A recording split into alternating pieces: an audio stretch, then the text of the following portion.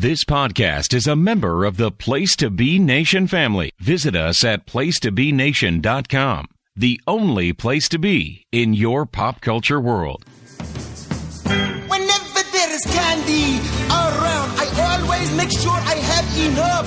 I know that my friend comes to town and always I have to share the stuff. Halfies, that's what he says to me. Halfies, half for you, half for me. Halfies, gimme, gimme, gimme some. If I don't share, I am a bomb. Welcome, everyone, to the most prestigious event of the year in any medium, in any form. That's right, folks. It's awards season here at Place to Be Nation Pop. We are your hosts. I am Greg Phillips. With me is Nick Duke. We are the Hard-Traveling Fanboys, and we are proud to present to you the 2018 Halfie Awards.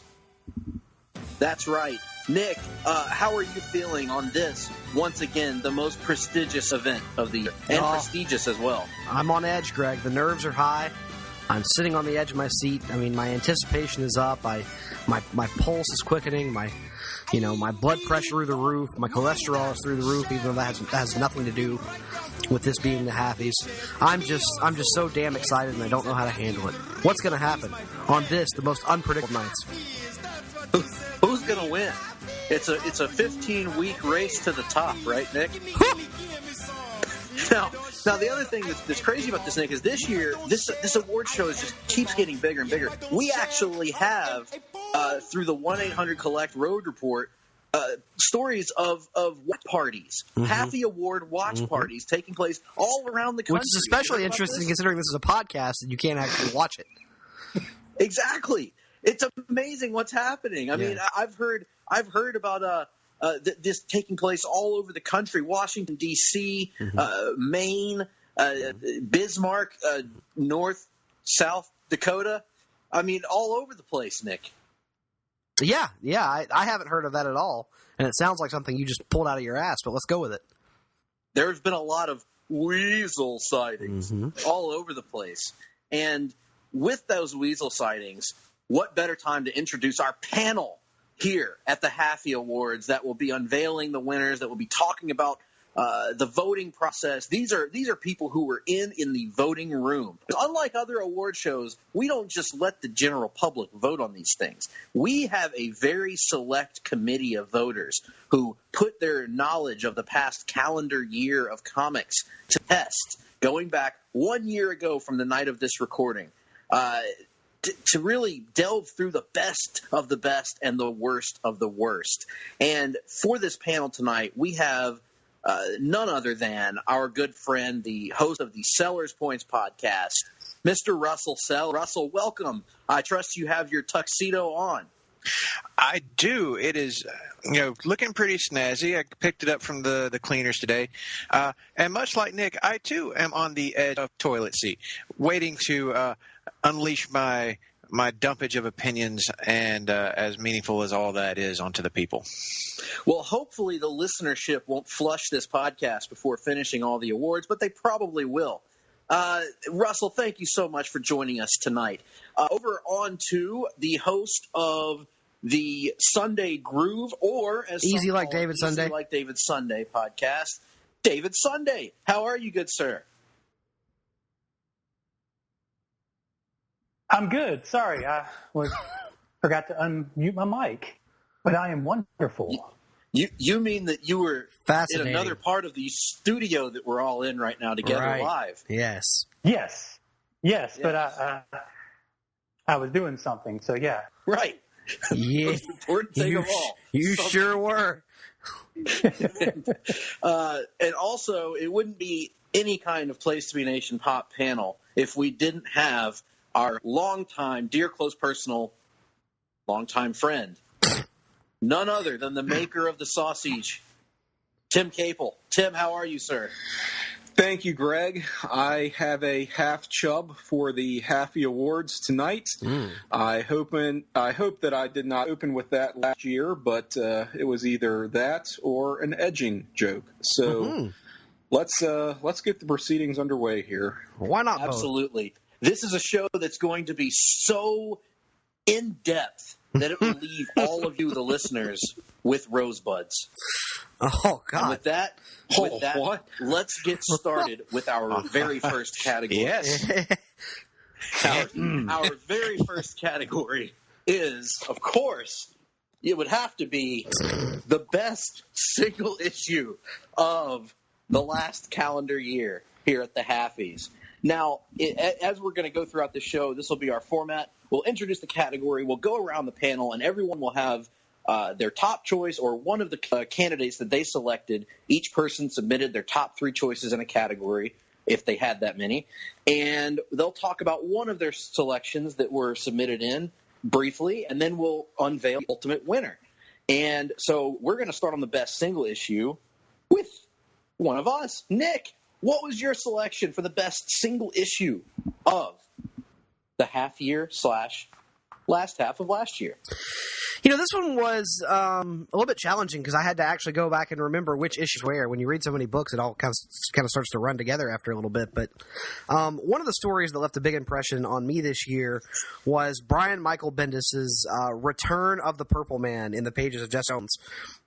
A story that I was very much against the idea of, honestly. Because I thought the initial Purple Man story way back in Alias, years ago at this point, was so perfect. I didn't want him to risk tainting that story in any way.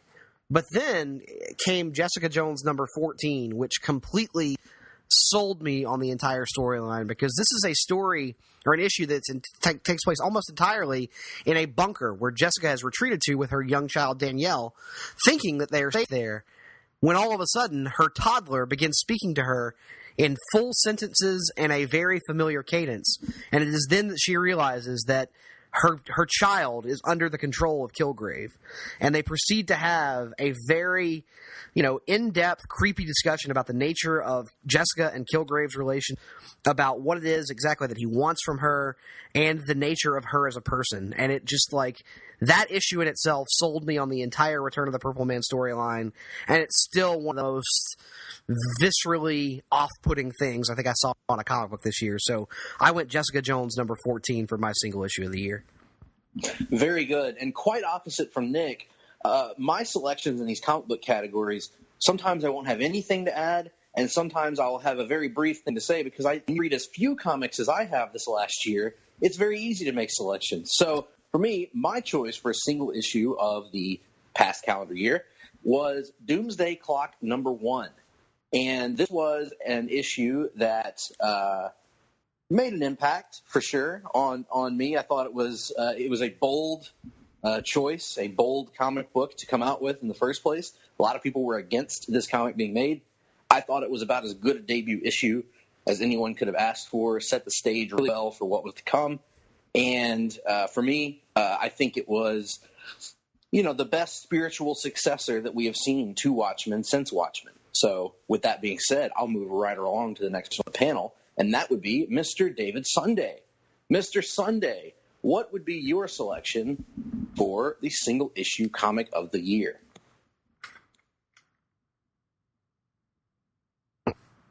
Sorry, we're just going with the first number 1 on it.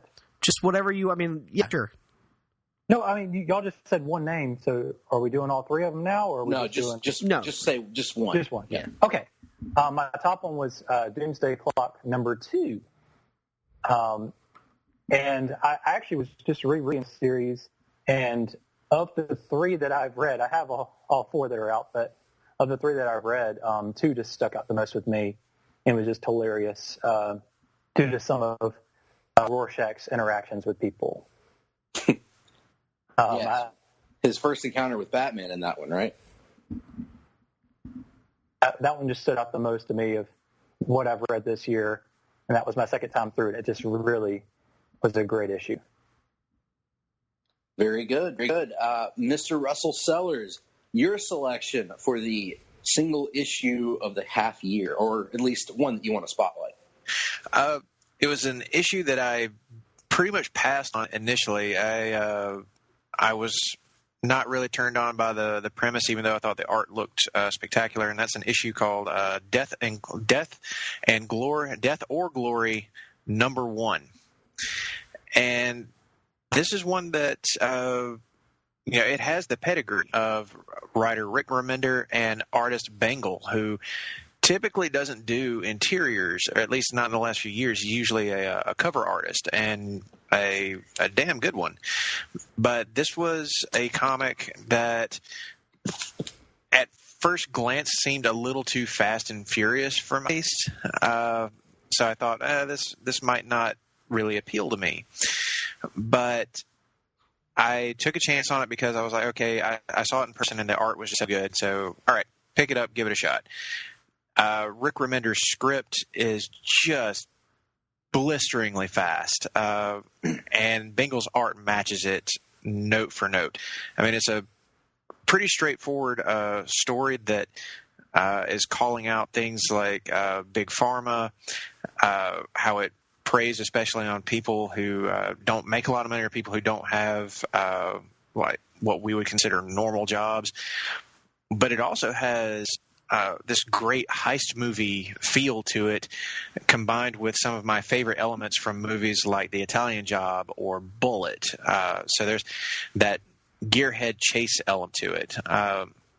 This lead character, Glory Owens, is trying to find a way to help her dad, who's been living off the grid for basically her entire life. So she kind of grew up like this, but she grew up a gearhead. She works on cars and she's really great at it.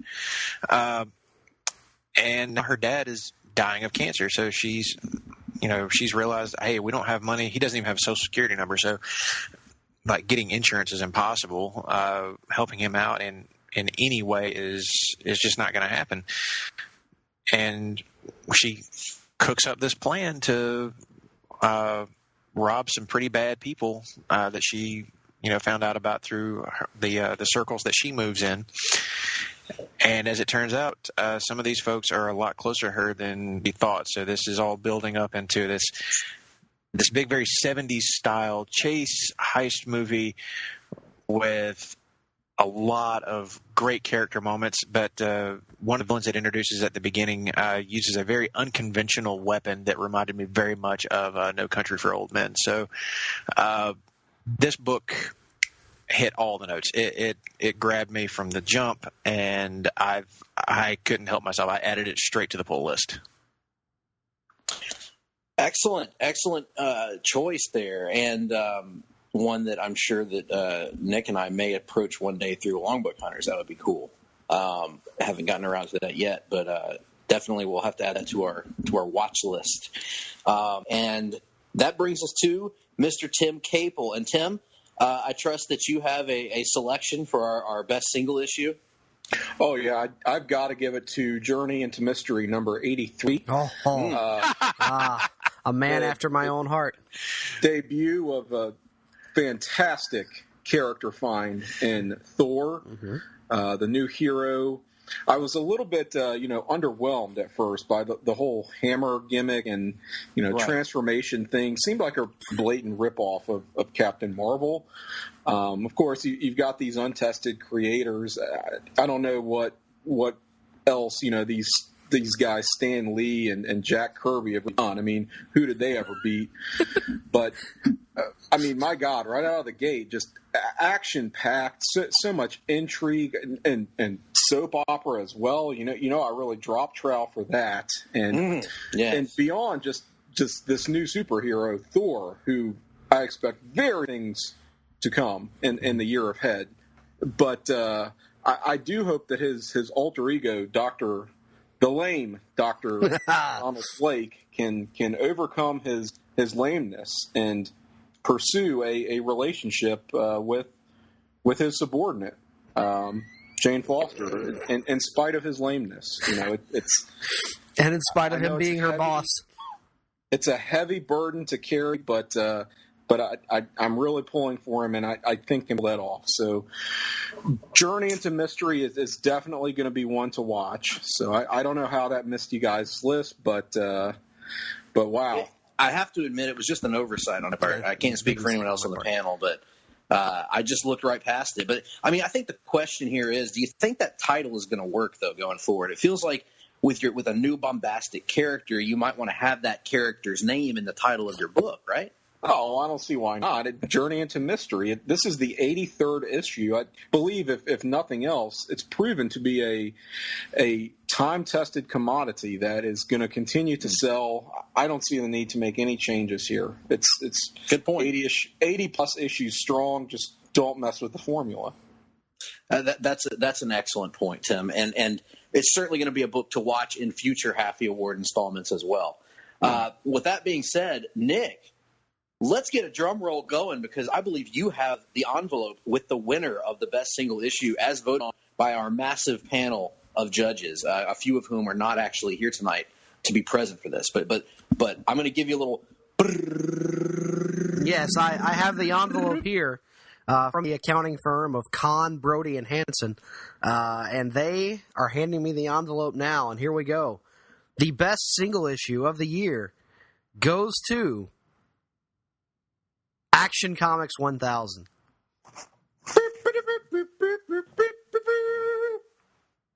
What that was, but nonetheless, Action Comics 1000 is the winner. The celebration of the life and times of comic books Man of Steel, Superman. Now, if you want to hear a more in-depth discussion of this book, go check out the recent edition of Sellers Points podcast featuring the Hard-Traveling Fanboys, along with Joe Johnson, as we discuss Action Comics 1000. But any comments from the group here on this book? This was a title that is pretty recent, just came out, a month ago or within the last month, and it's one that clearly made an impact on a lot of the voters here. I think so. I think that this is a deserving issue, as we talked about on the podcast that you very graciously plugged there, Greg. I appreciate that very much. This was the issue that I think we all said, if you have never been a Superman fan, or if you know somebody who's always been down on the character, hand them this book. They need it in their lives. And there was literally something for every type of Superman fan in those pages. I think it could easily be described as a love letter to the Man of Steel. So, I'm actually perfectly okay with that be the winner of the best single issue of the year. Yeah, I have to agree with that. I voted for it as well as my number 2 book. And it's true. The way you put it has something for everyone. Mm-hmm. Anyone else on the panel that sent a vote the way of Action Comics 1000?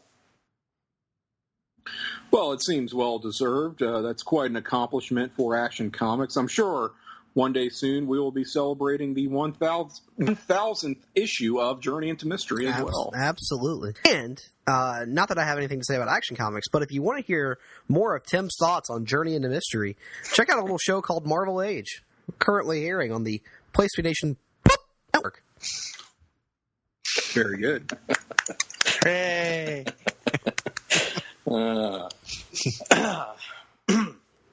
Let's try to get some decor going back on the panel here. Why? The Halfies are known for debauchery and hilarity to an utmost degree. We don't have Todd's birds and his guitar here with us this year, and that is a great loss in my opinion. Todd's birds. All right, let's move on to our next category, which is Best Artist. Mm-hmm. This is the award for the artist who has been the best. And the first person we're going to go to. The hell you say? Panel, the person we're going to go to start with on our panel is none other than Mr. Russ Sellers. Mr. Sellers, who is your selection for the artiste of the past calendar year? The artiste du jour, if you will, is a guy who I think is maybe the best superhero artist working today. A guy who just, I don't know how you really fully describe it. It's lifelike. It's just breathtakingly great every time he draws something, and that would be Mr. Gary Frank, who is the artist on Doomsday Clock, but has also been known for his Batman Earth 1 series also with Jeff Johns. Among other Superman titles, such as Superman Brainiac. What else has this guy drawn in recent years? Just any number of Superman titles, it seems, with Jeff Johns. He's done a lot of those. But his work on Doomsday Clock is among some of the best I think I've ever seen him draw. The hyper-realistic detail of his faces, of backgrounds, action scenes, unlike anything I've ever seen him draw. And, I mean, he's always been great at those quiet moments between characters, and that's usually what I think of whenever I think of Gary Frank art. But with Doomsday Clock, it feels like he's really stretching some new muscles. He is crafting some of the coolest action scenes that I've ever seen out of him. One in particular that jumps out at me was, I believe it's in Doomsday Clock number 2, when Marionette and Mime are in a flashback sequence robbing a bank. And they're taking out security guards. And just the way he draws Marionette flipping through the air and pulling off some just crazy acrobatic stunt work, it was like watching a movie. That's how it felt to me. So this guy is the best artist, maybe of all of the current comic book artists today. So Gary Frank, easy pick for me. Yeah, to piggyback off of that, he was also my selection. His work in Doomsday Clock has been phenomenal. He's been a lot of muscles, as you mentioned, and one of them being his Doomsday. What's that? His Doomsday. Oh, what's the word for it? Rooster. I believe Rooster. Yes, and he's been doing a great job. His Red Rooster. Exactly. Much like Terry Taylor. He has made an impact on a generation of young readers. But I will also throw a little love out to my second favorite artist of the last year, which is Stefan Strajic, the artist of Aquaman. He was great and awesome and fun and good, and it is good. And so with that, hard-hitting analysis here on the 2018 Halfie Awards. That's what I'm here for. And so with I know someone who might be able to help us pronounce that artist's name. Wonder who that could be. Oh, Tim. Look at you, Tim. Someone who may have helped us in similar endeavors in the past. But he wouldn't. He can't. Are you referring to David Bixenspan? Well, let's not tell out a skew. Okay. Well, speaking of David's, let's go to David Sunday for... That was a great segue. His selection. And the Halfie Award for Segue of the Year goes to Greg saying, well, moving on. Yes. In every episode of the Hard-Traveling Fanboys. Yes. I'd like to thank my parents for giving birth to me. And as opposed to anyone else. And so, David Sunday, what is your selection for the Artiste of the Year? Mine's going to be the one, I think he was my number one last year, but I know he was on my list, but Andrea Sorrentino. Yes. That was a very hard one for me to pick because I was, as I just mentioned earlier, rereading some of the Doomsday Clock. And, man, it was, well, it ended up being my number 2, Gary Frank did. But I don't know. Gideon Falls is the book that Sorrentino is currently working on, and just his use of the labyrinthine kind of layouts on certain pages, and just creepy psychological horror mystery kind of thing. I don't know. It just he illustrates it so well. So it's actually become really on my list of just books, just based on the first 2 issues. And so I have to give out some love for him. He's always been on my list, on my radar because of Old Man Logan last year. Well, I guess it was Tears That Ran, and then what I've read of his Green Arrow was phenomenal, his artwork. So, Sorrentino is my favorite currently. Excellent choice. Sorrentino is obviously a favorite of the Hard-Traveling Fanboys as well. And if we can ever manage to get time and broaden our comic reading beyond Marvel and DC, I would love to get onto that book because I love that. Why the hell would we want to do that, Greg? So much. Why the hell would we want to do that? Oh, great point, Nick. Let's just stay in our comfort zone, I say. In our comfort zone, or alternatively, in a high school gym in North Carolina. That's right. We can sell that mother freaker out.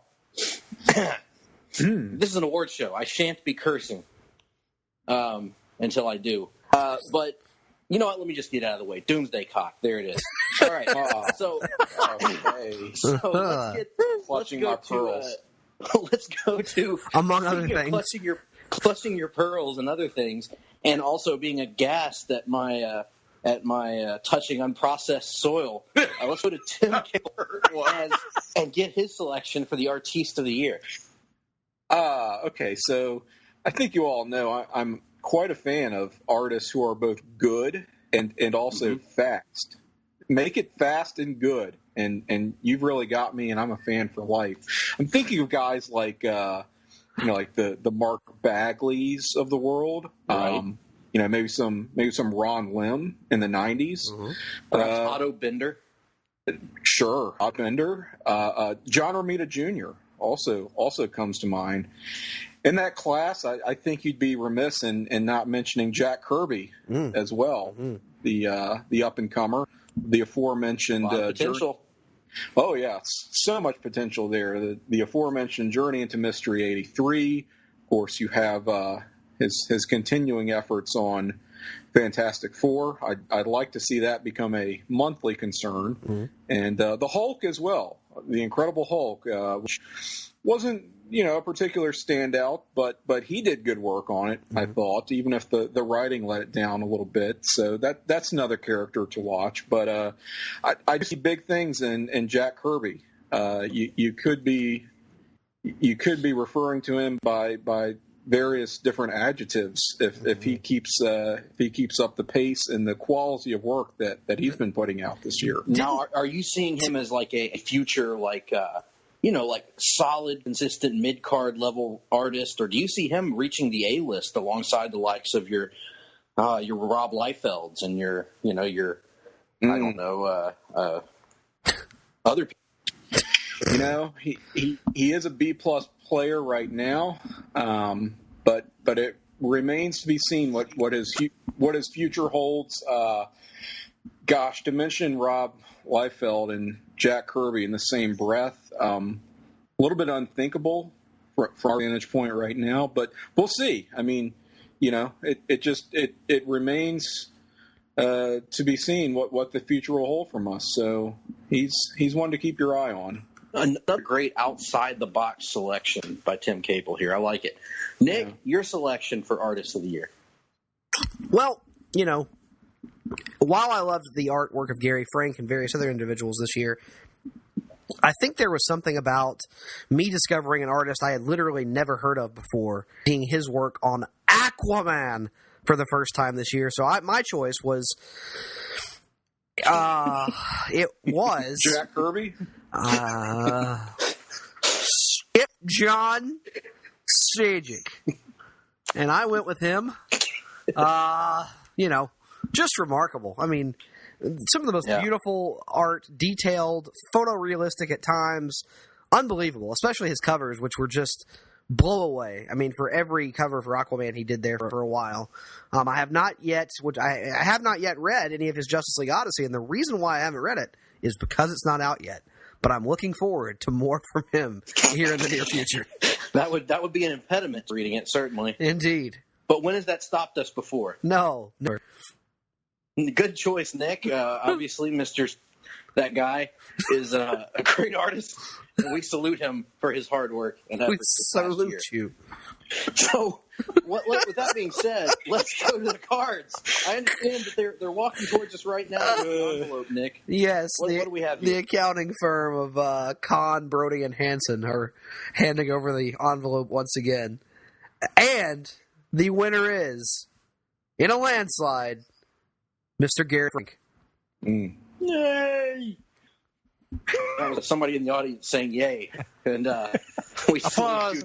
Yeah. So Gary Frank. He's also saying Raymond, and I wonder if anybody knows what kind of impression he's doing. Raymond.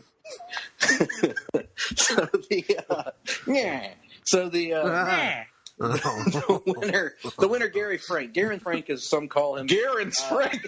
He's done a phenomenal job this past year. He's really put on a clinic, if you will, in drawing Rorschach and some of these classic Watchmen characters who were rendered so beautifully years ago by one Dave Gibbons. And now we're seeing the layouts, the panels, all that stuff. So well-deserving award from Gary Frank.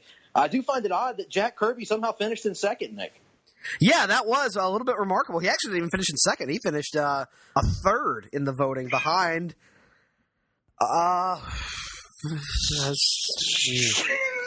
Step John folk artist Surf John Stevens. Yeah, Surf John Stevens. Very good. All right. Well, let's go straight into this, because what better way to transition from Best Artist than to go right into Best Writer? Now, this, of course, is the award for the person whose penmanship has been the best over the past year, and in the world of comics anyway. So let's get cracking. I'll start us off this time around with my pick for the best writer of the last calendar year. And for my selection, I am, perhaps shockingly, given that there has been a Jeff Johns book on the shelf this past year, I am going to go with Christopher Priest. Who? Exactly. Christopher Priest. And he is my selection on the basis of kind of not just the quality, but the quantity of what he's put out. He's been able to hit his deadline, been able to put out a consistently great book. Now, granted, this is based on things that happened as of like November of last year, so I'm well behind. But what I had read to that point had been tremendous. A great book, Deathstroke, a really good job of presenting a true anti-hero in that, yes, he does some things that could be considered noble. He has a somewhat of a moral compass, but he also does a lot of shady shit. So for me, Chris Priest was an easy choice here, just over my favorite writer, which is Jeff Johns. But, you know, he only, that I have read in this calendar period, I've only read the first 2 issues of Doomsday Clock. So Doomsday what now? Clock. And so I didn't feel comfortable putting him at that number 1 spot. But Chris Priest it is. So from there, I suggest that we would move on to David Sunday. And we should get Mr. Sunday's choice for his top writer of the last year. Mr. Sunday. Man, I'm going to have to go with Jeff Johns. The aforementioned Jeff Johns. Yeah, I had to pick him just because to bring in new stuff to Watchmen and do it so well, it's just made me really fall in love with that book, which I was super excited about from the get-go. And when I saw or heard it was going to be him helming it, or at the helm, that's actual way you would say it, I trusted it a lot more and had huge anticipation for it. So I'm glad it's delivered so far. Like I said earlier, I'm an issue behind, but love everything I've read so far, and I look forward to, I guess we'll see it over the next year since it's gone by monthly. Let me ask you this about the Doomsday Clock, David. Would you say that the characters in the book have a goal of perhaps saving something? Just maybe, possibly. I'm going to save the world. Yeah. I couldn't think of the whole line. If you'd like to hear that and even more, you can go and check it out in our archives at Place to Be Nation Comic Theater, Watchmen Part 2. It just dropped a few months ago or a month ago, whatever the hell. Go listen to it. It's awesome. We think, Nick and I, that it may be our crowning achievement. Is that fair to say? I think that is fair to say. Other than, a turd crowning through my asshole, it is probably my crowning achievement. That did not go the way I expected it to, I have to say. Yeah. It takes a lot for Nick to surprise me on this podcast these days. That genuinely surprised me. So. Well, I had Klondike Bill on the mind, so what can I say? Yes. Speaking of which, I have to have a random aside here on our awards podcast. No. As many of you may not know, I was on assignment this past week. If you listen to our show this past week, you would hear that. But I was on assignment in the depths of Florida, and as I was driving down there, hanging and banging on Venice Beach, Florida, baby, I saw a sign for something that made me smile, and that sign said, "Glass Bottom Brides, $5." Only $5. Is that Canadian? Right. Is that Canadian or American? It didn't say. And I didn't get a chance to look into it. I would assume it would be Canadian, being that he was indeed Klondike Bill. Well, Well, it's true, but the Klondike was in Alaska, right? Yeah, but nobody cares about that. Cold weather automatically means Canada. Good point. We know because we do our show every week from Ho Ho Loon Plaza, which is, of course, in Vancouver, British Columbia, Canada. Mm-hmm. So, which is where we are right now for this awards show. Yep, so, we have the L-shaped red carpet rolled out. Let's move on to in the writers category, and let's get over to Tim Capel. Your selection for the best writer of the calendar year. I don't know what the fuck you guys are talking about. The only person who even wrote anything was Stan Lee. I don't know who these other people are. I don't know what a Jeff Johns. Who is that? Again, who did he have? What are you talking about?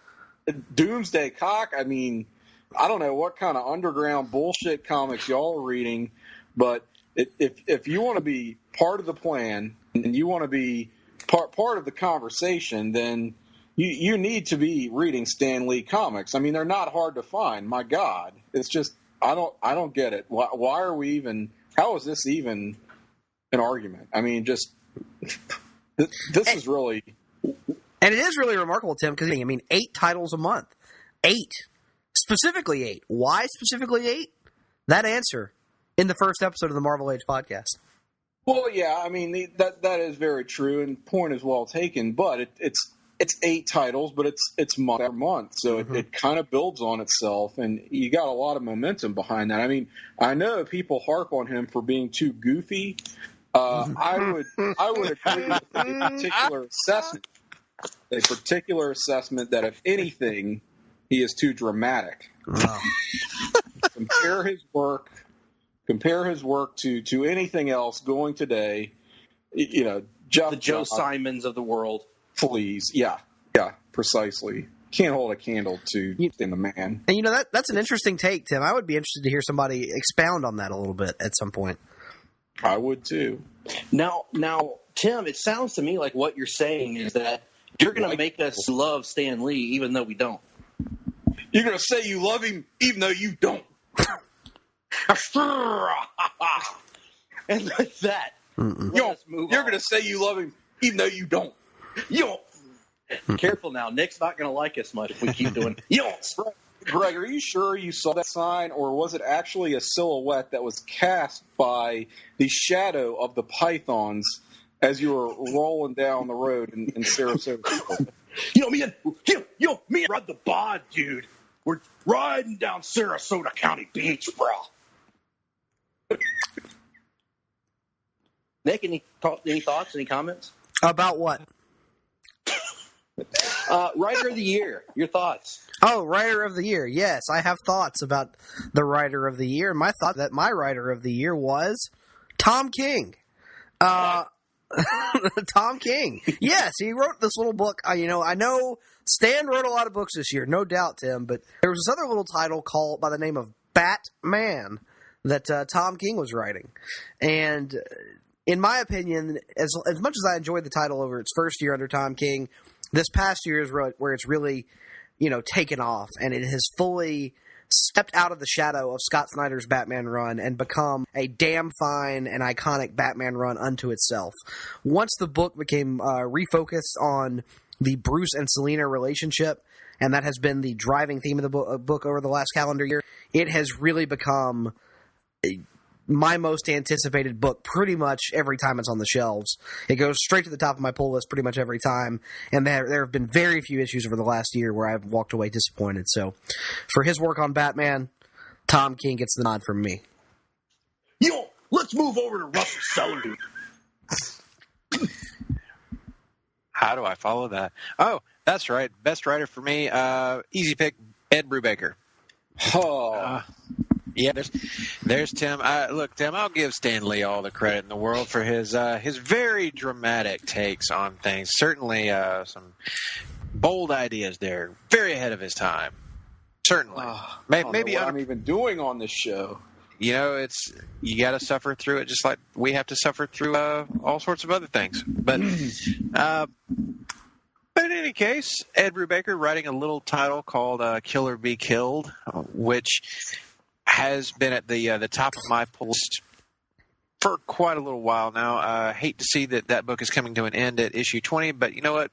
Don't overstay your welcome. Tell your story, complete it on your own terms, and move on to something else. But easily has been my favorite of 2018. So Ed Brubaker with his partner Sean Phillips, just killing it every single issue. There's not a bad one in the bunch. In fact, I would say that it's kind of raising the bar for my expectations of Image titles, of any non-superhero title in general. I'm kind of judging them all based on the baseline of Kill or Be Killed now as to whether I stick with them. So, that's the mark of a great bit of writing. So Ed Brubaker, best guy writing in the business today for my money. Hey, for more opinions exactly like that one, you can listen to last week's Hard-Traveling Fanboys, where we count our top 5 favorite active comic book writers not named Jeff Johns. And you may find someone on that show whose opinion matches Russell's. Son of a bitch. Very good stuff, Sellers. Very good stuff there. And with that being said, it looks like we are ready for our final announcement here of who wins the category. Nick, is the firm approaching? The firm is approaching. The envelope is in hand. We're opening it up here. Oh, I thought this might happen. For his work on Doomsday Cock, the award goes to Peter David, of all people. Peter David. Doomsday Clock by Peter David takes home the award. Wait a minute. No, that's the wrong envelope, apparently. No, it's Jeff Johns. Jeff Johns takes home the award. I'm sorry, folks. That was the envelope of the award for who gets to sponsor the upcoming comic book draft at Place to Be Nation. The third biennial. Yes.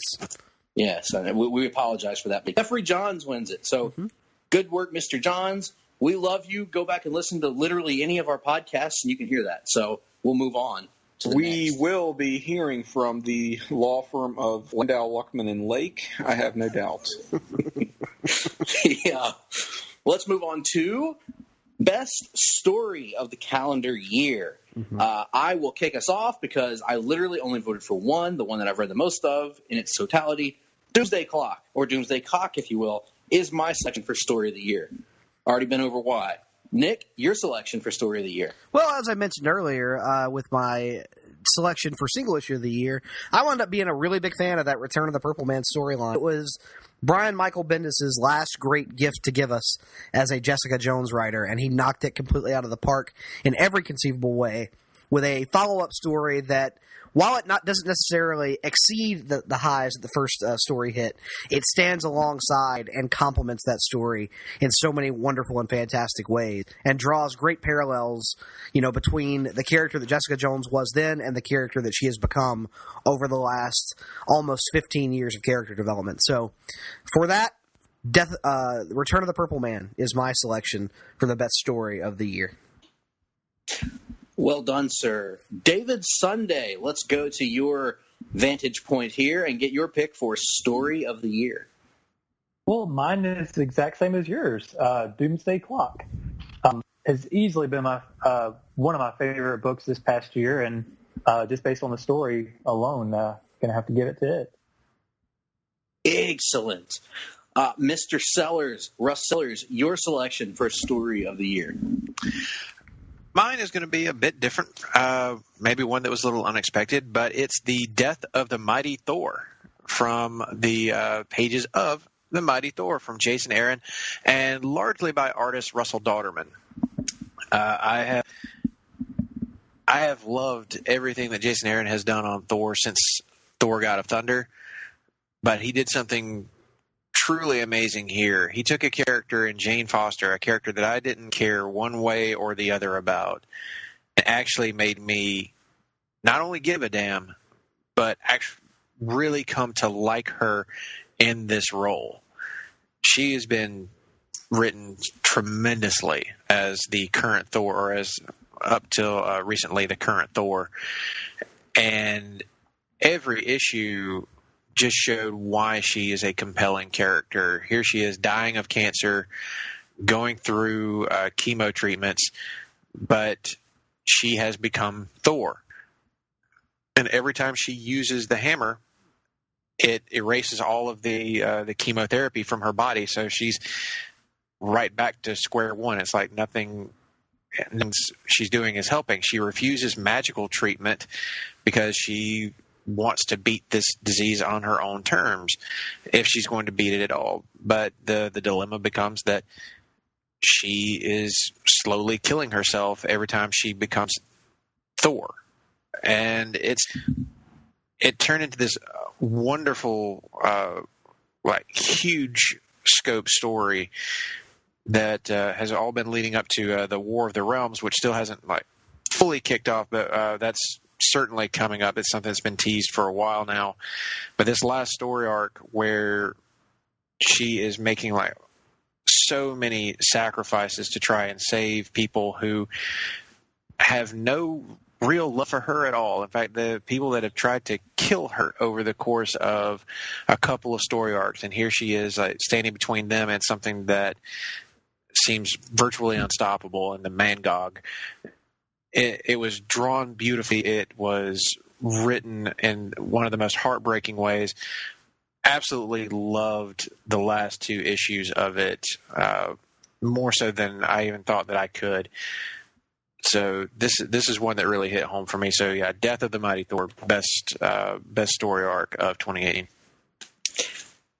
And with that, we bring ourselves to the final award here, as the law firm of Kahn, Brody, and Hanson approaches.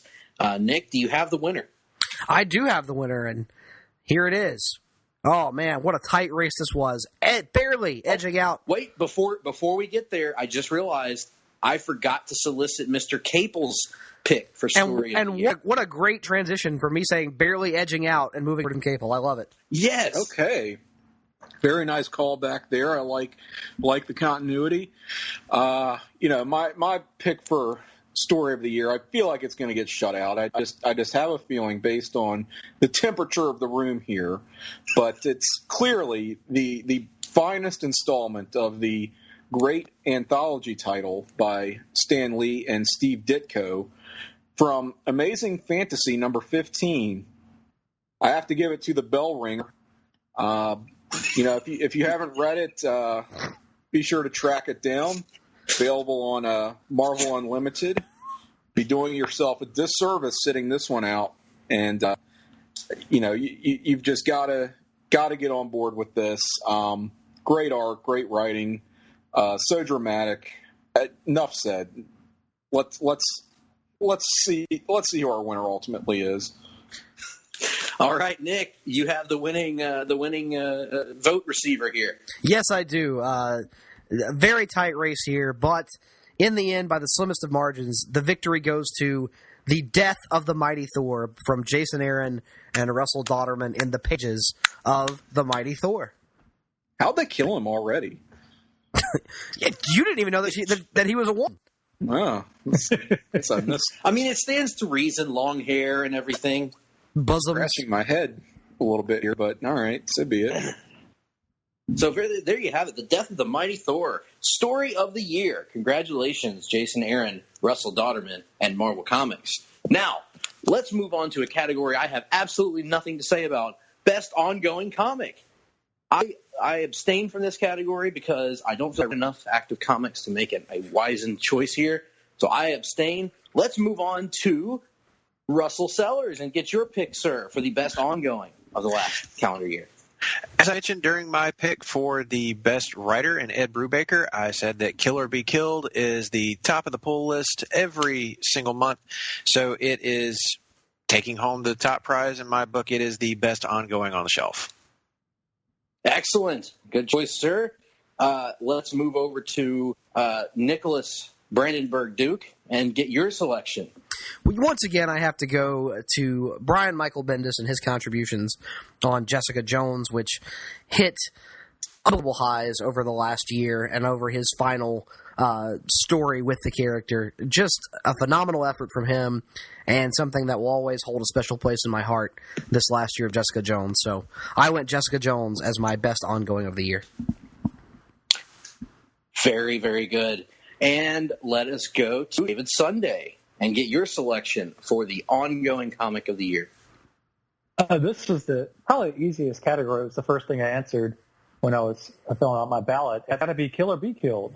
That I mirror what Russell said with that book. It is actually, I literally get home from the comic shop and I read that immediately, and that never happens. Like, I typically put them aside. I'm excited to get them. I'll look at the covers and I'm like, oh, that's great. But Kill or Be Killed, I can't wait to read every time. And very sad it's about to end, but we'll definitely be following Ed Brubaker on whatever he does next, because he's made a lifelong fan of me, or gotten a lifelong fan.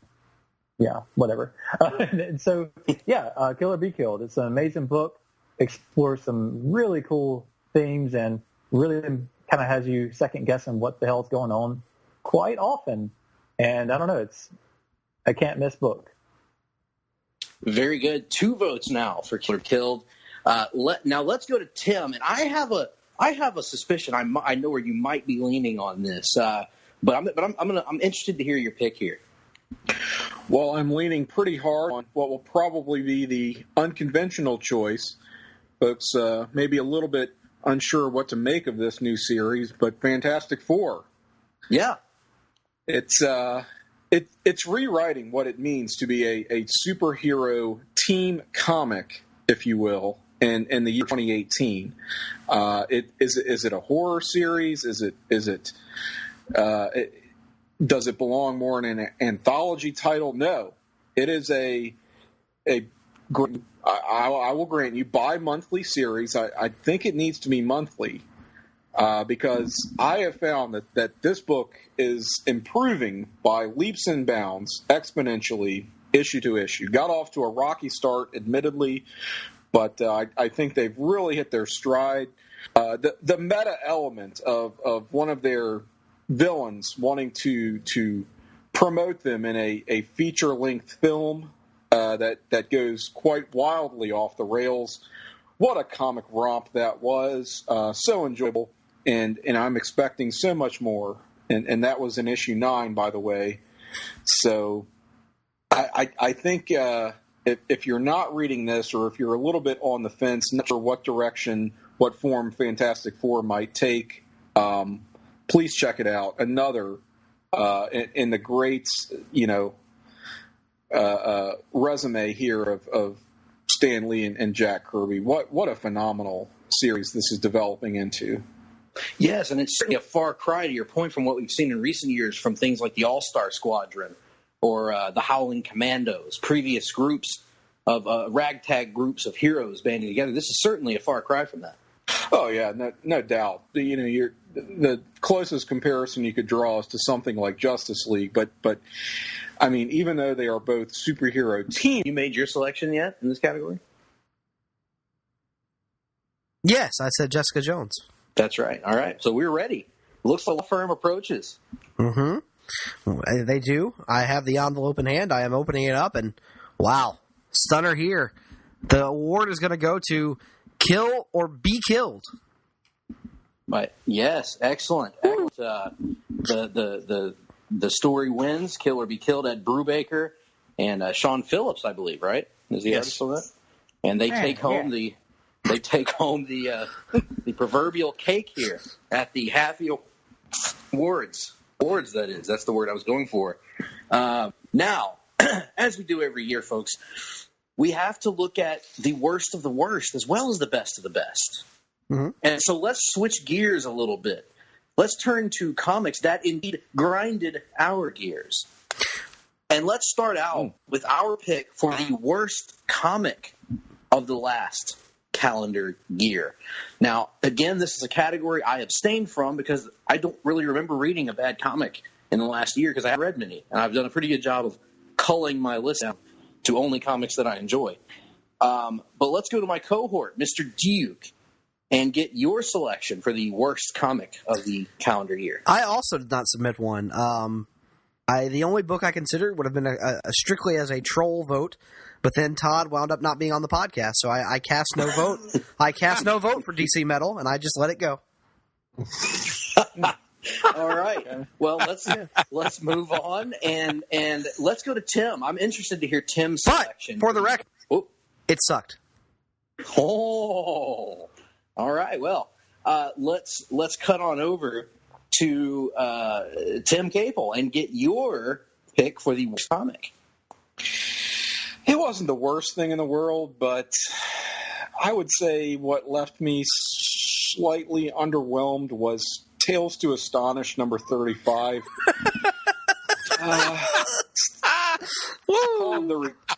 Called the Return of the Ant-Man.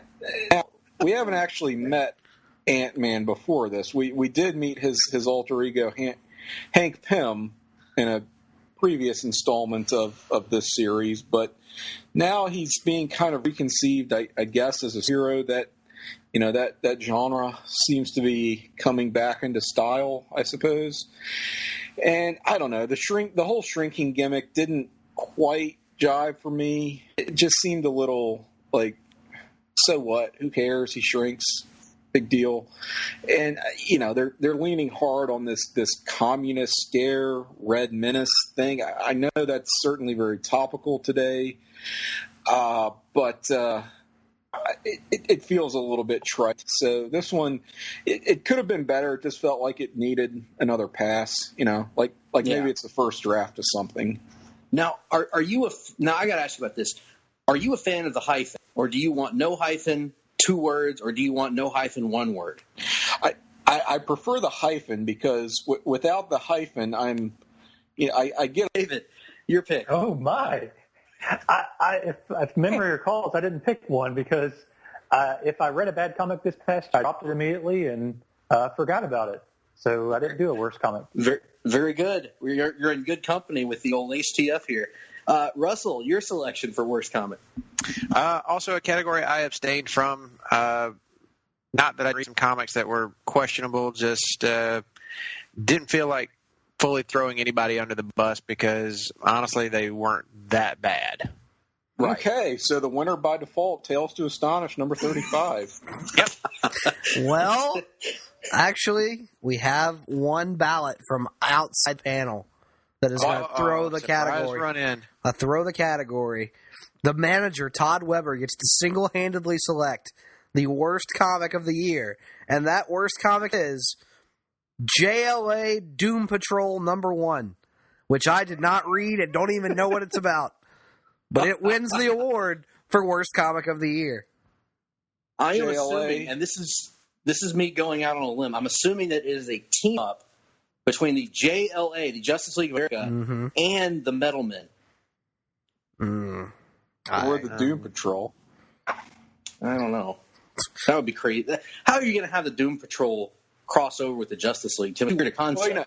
Well, the Doom Patrol, talk about concepts that are our first draft. They could do much better than that.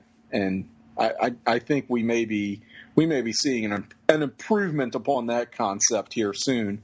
But Justice League, no surprise. I didn't read it either, granted, but just illustrates what I'm saying about how it's passe. Passe.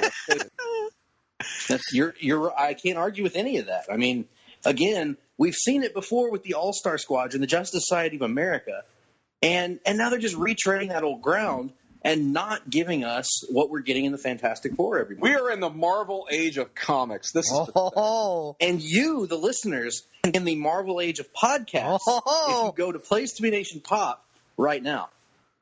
Now, but listen to us first. Listen to this show first, and then do that. Don't cut us off.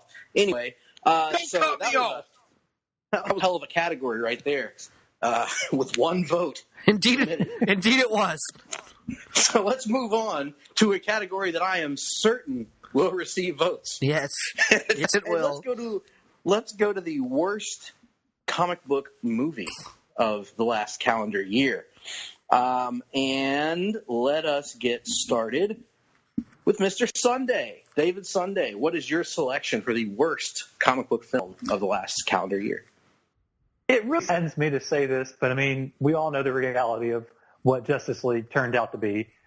So obviously that's got to be my pick because that's actually the only one that I didn't enjoy this year. I mean, I enjoyed not very much. Mm-hmm. So yeah, that would be Justice League. Everything else this year hit.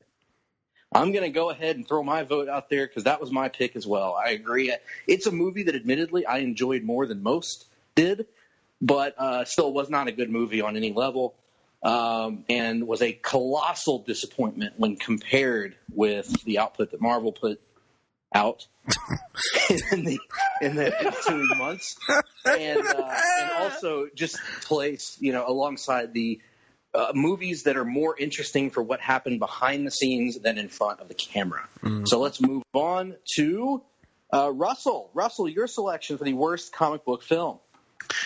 Well, it's going to probably be pretty much what everybody else said. It's going to be Justice League, and rather than give you a long diatribe about why, I'm just going to give you this. Wow.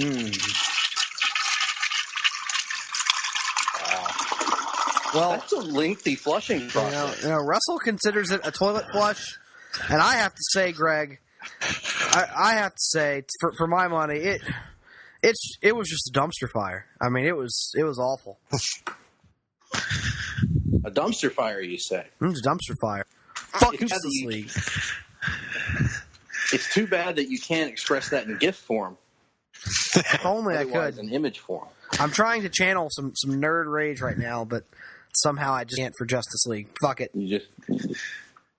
Yeah, it doesn't really deserve rage. It just deserves to be forgotten, and that is exactly what it will be in just a few years. Other than what you guys talked about, the behind-the-scenes drama could maybe make for a far more interesting movie than what we got. Justice League. I see James Franco and Seth Rogen tackling this in a few years. I'm with it.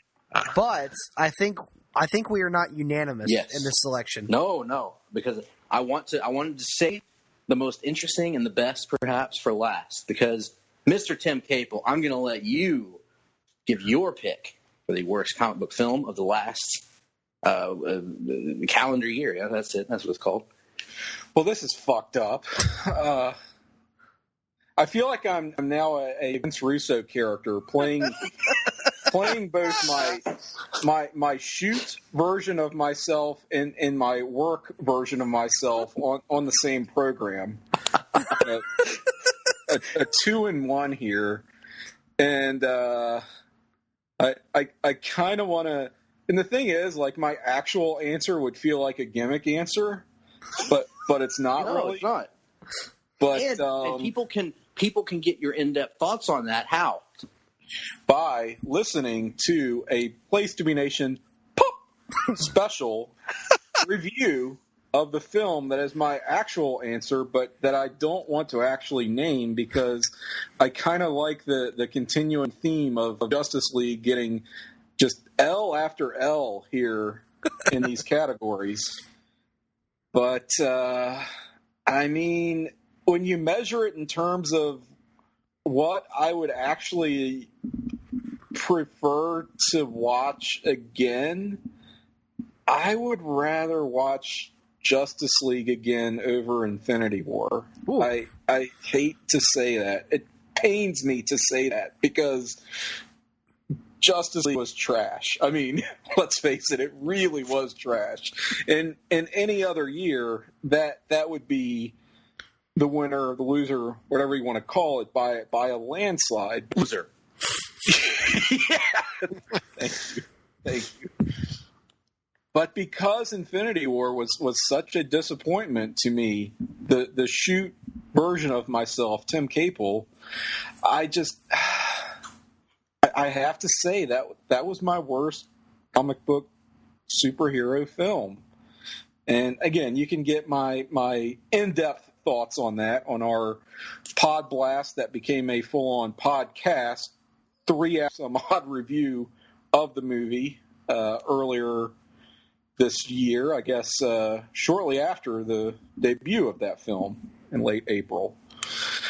But I don't know. What else can I really say? It just, these things, one of the things that I picked up on in reviews of this film by other folks who really enjoyed it was you find yourself getting lost in the moment, right? So you're not thinking 5 to 10 movies ahead. You're just looking at what's on screen in front of you right now and getting sucked into that and thinking, oh my God, I can't believe that happened. And you're not concerned with, well, they're going to do another movie that just reverses all this, blah, blah, blah, right?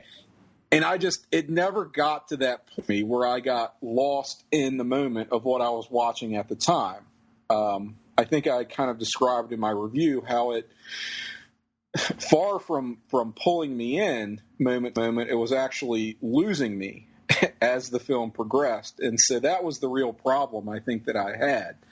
And at the end of the day, yes, we know that things are going to be undone by the conclusion of the next installment, and that the heroes are going to die. I mean, that's no great surprise, of course. That's how these things go. But the main ingredient here is how much you are willing to spend your disbelief, and it just never got to that for me. I couldn't get past my disbelief that anything that was happening here really mattered, and that this was even a movie in its own right, you know? And that's a big problem when everything is just preamble. Everything is just rising action.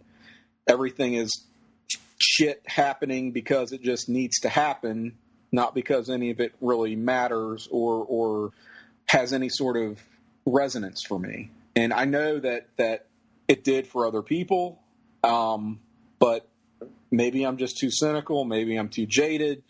Maybe I couldn't set aside my way too critical faculties. I don't know. But I was just expecting a lot more from this than what I got. And it just felt like such a chore.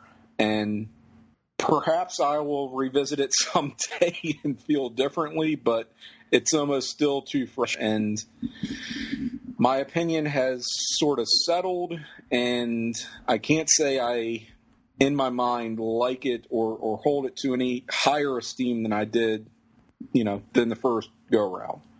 So that's still where I'm at on Infinity War. Well, does the work version of Tim have a selection? I don't know that you would even have an option there.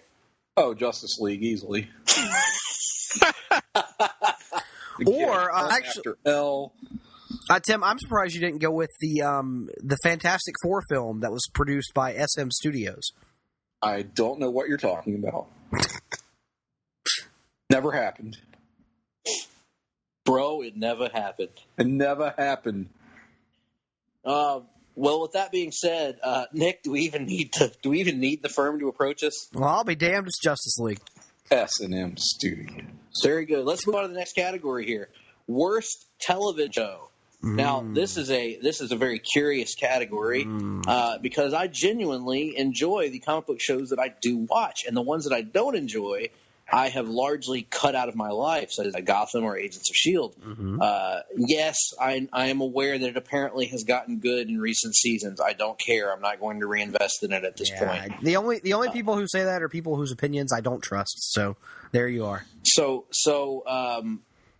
with that being said, I did have a selection, though, Nick, and it was a tough one to make because it's a show that I genuinely love at times, but it's a show that has burned me one too many times. And as much as it pains me, I had to go with AMC's The Walking Dead for my selection of worst television show.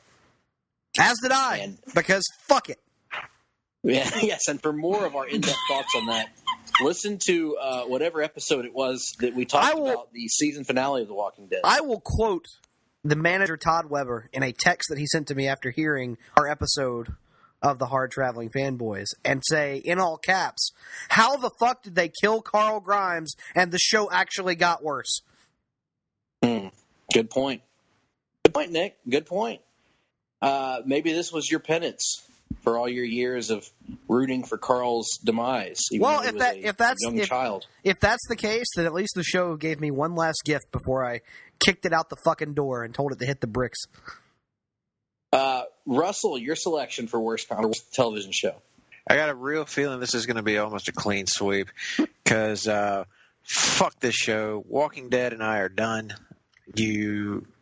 Todd said it best, but beyond that, you had an opportunity to not repeat the same mistake that the comic made when you had the chance to kill off a character who needed killing, and you didn't.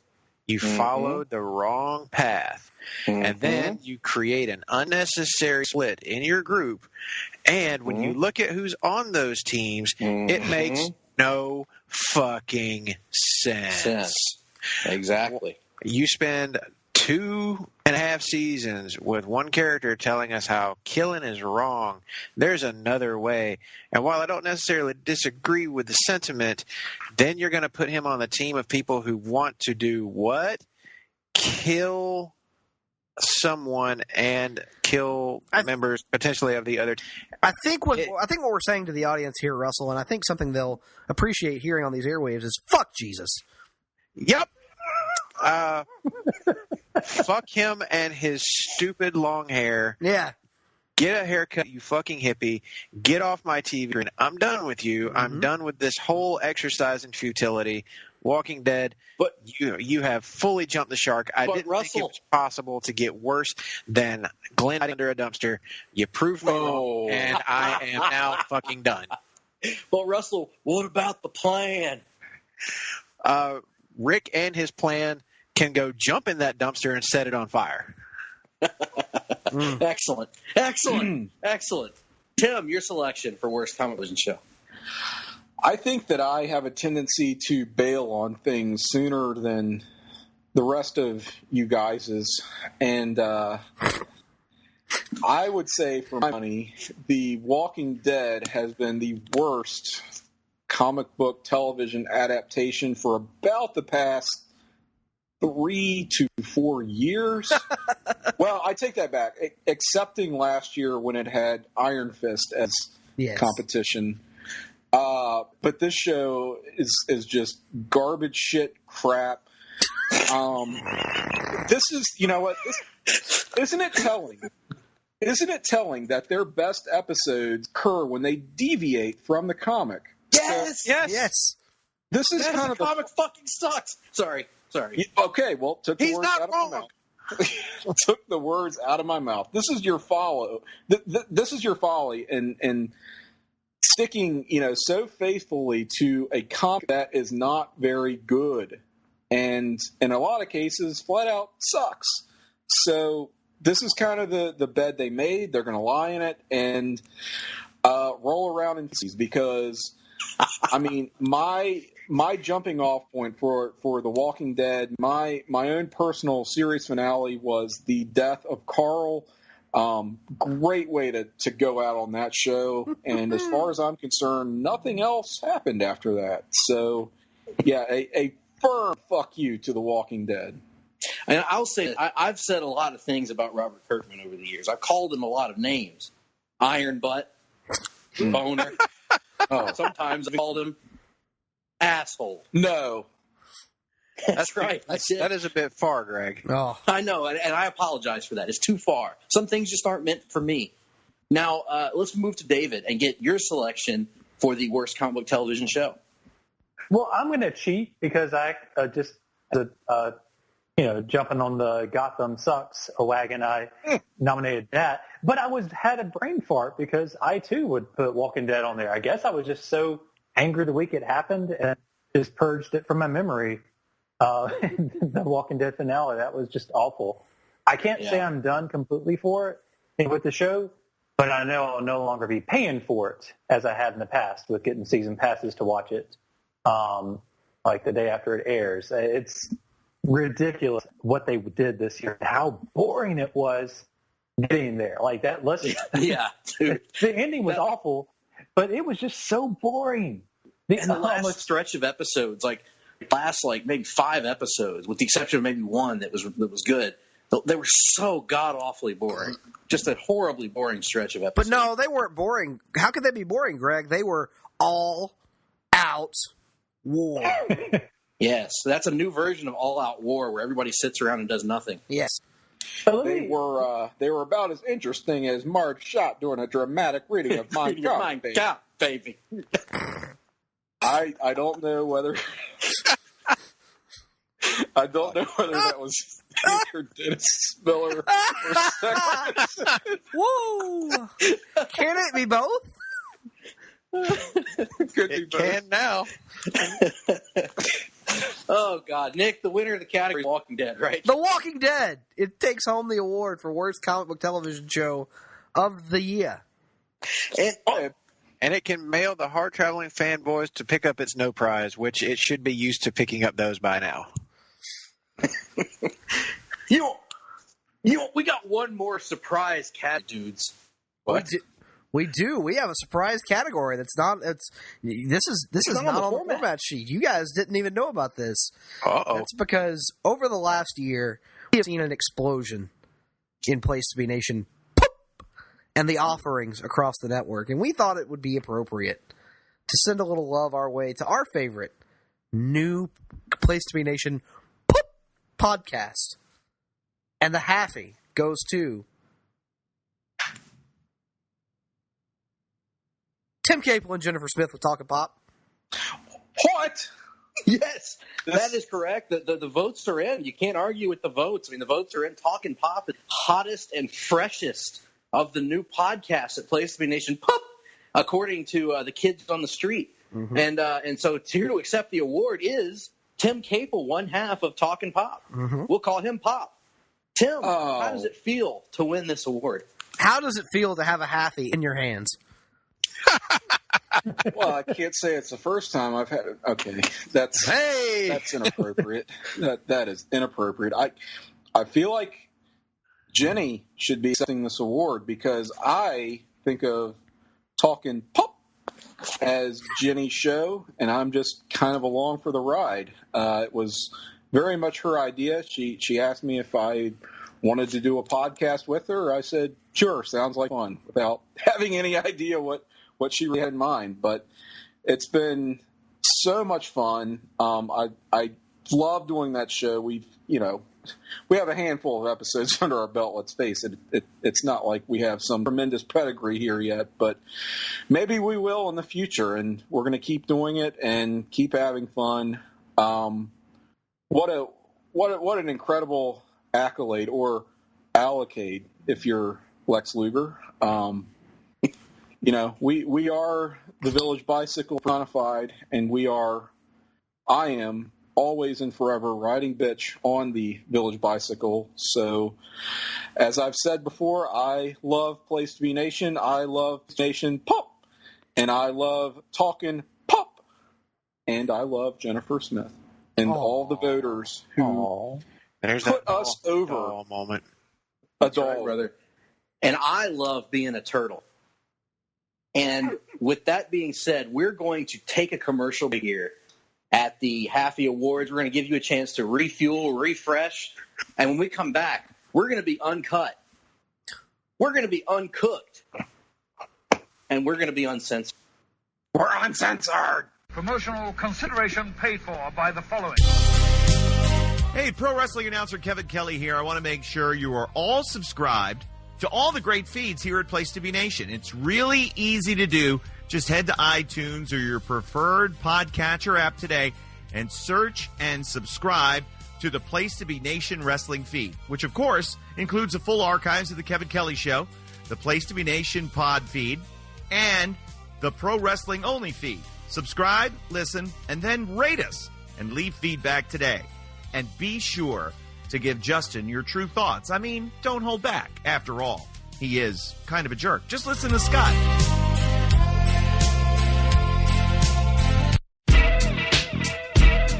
Place to Be Nation's JT Rosero and Chad Campbell here. We want to let you know that we have a ton of great podcasts available to you on iTunes, Stitcher, Google Play, and PlaceToBeNation.com. We offer them to you on two great feeds. On the Place to Be Nation wrestling feed, we bring you the Mothership, the Place to Be podcast, along with Main Event, Survey Says, the Monday Night Wars, and our monthly pay-per-view reaction show, as well as Jeff Learns Wrestling. In addition to these full-length shows, we also deliver special network podcasts and pod blasts on topics old and new. Over on the Pro Wrestling Only feed, we dive deep inside the wrestling business with a stacked army of experts leading the way. The feed features potpourri shows such as This Week in Wrestling, Greetings from Allentown, Match of the Week podcast, and the Military Industrial Suplex. We also have shows that focus intently on certain topics like Through the Years, Worldcast, Strong Style History, Strong Style Story, and Mount Olympus. Plus, the feed has the full archives of legendary shows like Titans of Wrestling, Where the Big Boys Play, Letters from Center Stage, and Letters from Kayfabe, plus much more. And on our very popular Place to Be Nation Pop podcast feed, we offer such great shows as Talkin' Pop, the Glenn Butler Podcast Hour Spectacular, NBA Team, PTBN Play, Sunday Groove, Breaking Balls, and Lucha Undead. As well as a veritable podcast heaven for comics fans. With the Hard-Traveling Fanboys, Sellers Points, Todd Weber's Conversations, Geek and Sassy, and Marvel Age Podcasts. You can find all of these current shows, plus archives of our past podcasts, including The Kevin Kelly Show, as well by subscribing to both feeds on iTunes. And while there, be sure to rate and leave feedback today. All these shows, plus others, available at PlayStation.com, where we cover pro wrestling, sports, movies, comics, plus in-depth stretch projects, and more. Be sure to support our site by using PlayStation.com/Amazon when doing your online shopping, and download our free PTB Vintage Vault Refresh ebooks via the links on our site. We also want to thank our friends at Boneheads Wing Bar in West Warwick, Rhode Island, and Fall River, Massachusetts, and thehistoryofwrestling.com. Be sure to follow us on Facebook, Twitter, Instagram, and Tumblr as well. PlayStation.com, the only place to be in your pop culture world.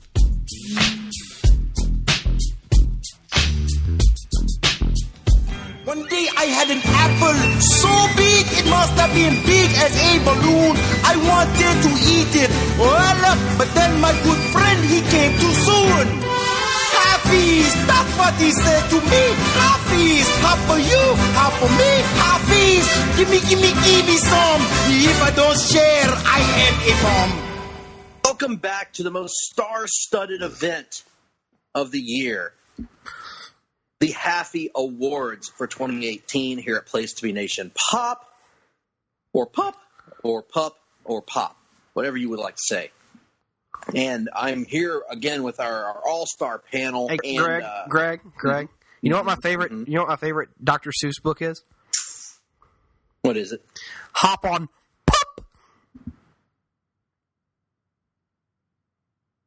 That is a good one. Thank you. Now, we're going to delve into the world of television here. Ooh, television. And we're going to look at some of the good stuff in the world of comic book television shows this past calendar year. And our first category is an interesting one. Best performance in a TV show. This is going to the actor or actress who has impressed us the most with his or her performances on a comic book television show. And to get us started in this category, we are going to go to the host of the Sunday Groove, Mr. David Sunday. Easy like David Sunday. Thank you. I'm glad to be back. Sorry, I didn't do that because I had to bring my ridiculous Sunday Groove voice to it. So best performance. It kind of sounds like Little Sweet. You know, the character that Justin Guarini portrays in the Dr. Pepper commercials nowadays. That's sort of what that reminds me of. Sweet. Yes, go into falsetto and you really got it. Anyway. I'm going to do that soon. I need to dive into that character. You really should. Explore that character more. But my favorite performance this past year was Jon Bernthal in The Punisher. Like, I loved this actor for a while. Like, I enjoyed him on Walking Dead. Even though he was an unlikable character, he did a great job doing it. And I've enjoyed him in a lot of things. And Daredevil season 2, when he appeared, he started to blow me away. But The Punisher, I don't know, he channeled the sadness, I guess PTSD he had, and just other things so well. But then he was just a complete badass. So I have to give a lot to that actor and that character. And so I can't think of a better way to say it than just Jon Bernthal. Very good. Excellent selection. Russell Sellers, your pick in the actor or performance category. I'm going to go with Brandon Routh as Ray Palmer on Legends of Tomorrow. He's always been good on the show, but this season his game elevated to heights I didn't know he was even really capable of. I'm going to talk a little bit more in depth about that a little bit later, but he makes me feel things that I didn't expect to in this type of show, because it's a whole yeah. At least someone knew what I was doing.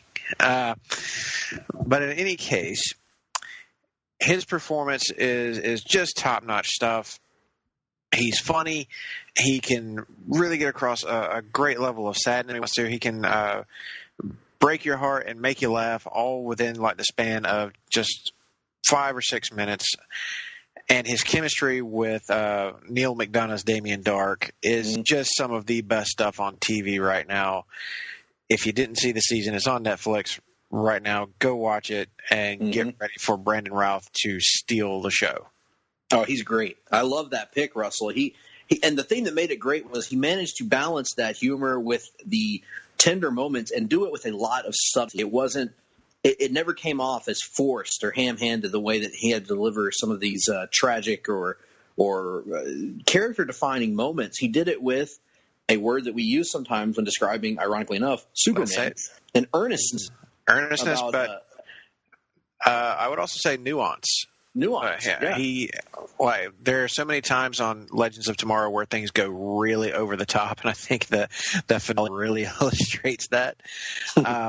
But in a fun way, of course. But the point being, he found a way to add that subtlety into the performance and into a show that is oftentimes anything but.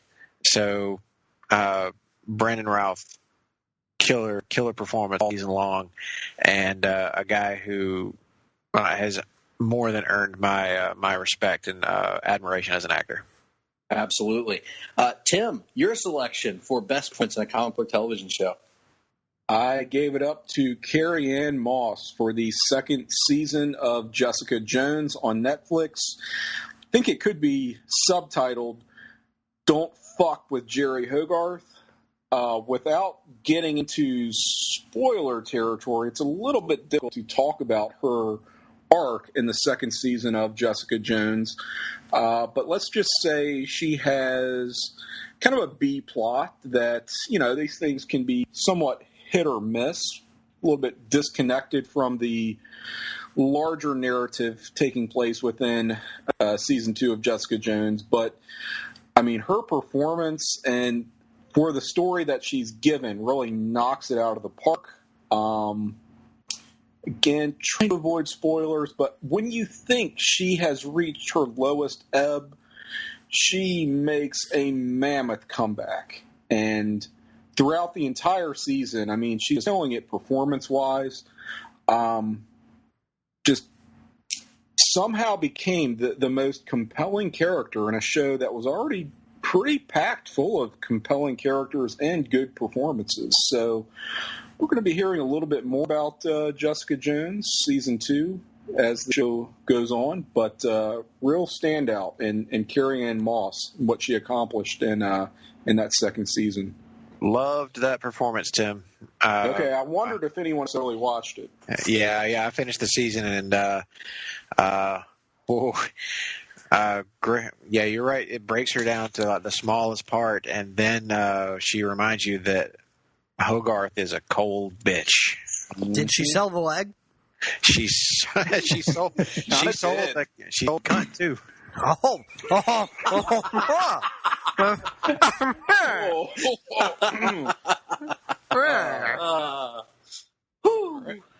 Ribbing on the square here, I believe that's called, right? Ribbing on the square, my bad. Ribbing I want to get my on Carney the terms square. proper here. Ribbing, fisting, whatever. Edging. Let's move. Number 2. Nick, your selection for performance of the year. I'm going to say something that hurts me deep down to say. It's very painful for me. It's not something I'm proud to admit on these airwaves, and it's going to take a while to get over it. But I'm going to have to agree with David Sunday on this one. And woo, yep. I'm going to say John Bernthal as his portrayal of Frank Castle in The Punisher. I was a few months after the fact, did not watch it when it launched in November, and I came to it later, not really knowing what to expect from the show. I had enjoyed the Daredevil Season 2 aspects that handle The Punisher well enough, but I don't know that I necessarily enjoyed them because of Bernthal. I just thought that the writers were doing a really good job of putting that character in an interesting as it relates to his conflict with Matt Murdock. And so when I turned on the Punisher and started watching and found that it was ultimately, while it has its bloody, badass action moments, it's kind of a character study. That's not really what I was expecting at all from it. And over the course of 13 episodes, you really get to dig around inside the psyche of Frank Castle in a way that few Punisher comic books I've ever read have accomplished. And a lot of that is due to Bernthal in both his ability to not only, deliver his dialogue in believable fashions, but also to emote and use nonverbal communication and facial expressions and body language to get across character. And I was just really blown away from episode 1 through episode 13. So when I came down, sat down to make my top 3 here for this category, it was Bernthal was hands down number 1, and nobody was going to even come close to him. So Bernthal for me. In a show that I liked but didn't love, I would say his performance definitely carried it over some of the humps along the way. He was a real tour de force in that. And again, something that I guess it shouldn't surprise us that much based on what he has done to date. He was kind of like the best character in The Walking Dead or maybe the most compelling character in The Walking Dead back when that was a show worth watching. So it's like a logical choice or continuation in his career to take on something like The Punisher. And I thought he really nailed it. So that was kind of a close second for me, I would have to say. You guys are right. Hashtag Shane was right. My selection to bone his best friend's wife? I stand by what I said. And then attempt to rape her in the shower? Hey, what happens in the shower? No, let's get this on the wait, let's get this on the record. Greg, are you saying that you're actual fuck? Are you saying that you're condoning attempted rape? Is that what we're hearing right now? No. All I'm saying is that was right. Shane was right in his direction for the group of survivors in The Walking Dead. Not saying every action he took was right. But Shane was right. My selection for the performance of the year goes to one Kirk Acevedo as Ricardo Diaz on Arrow.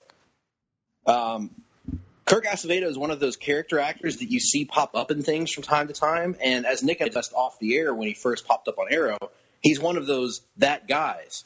You see him and you're like, hey, it's that guy. I've seen him before. But this is the first time I've seen him in anything where he really just popped off the screen. Because he took what was, I would think it's fair to say, what was turning into a pretty middling season of Arrow at one point earlier this year, in fact, around the mid-season point. And once they switched focuses and focused in really heavily on him as the big bad of the season, the show really took off and soared through the end of the season, to the back half, really. And it was largely on the strength of his acting. His performances were outstanding week to week. I think the episode, The Dragon, that was almost entirely focused on him and his journey to becoming what he is, it was one of the best episodes of the season. Probably one of the best, you probably put it on a list of the 20 or 30 best episodes of the entire series, which covers a lot of ground.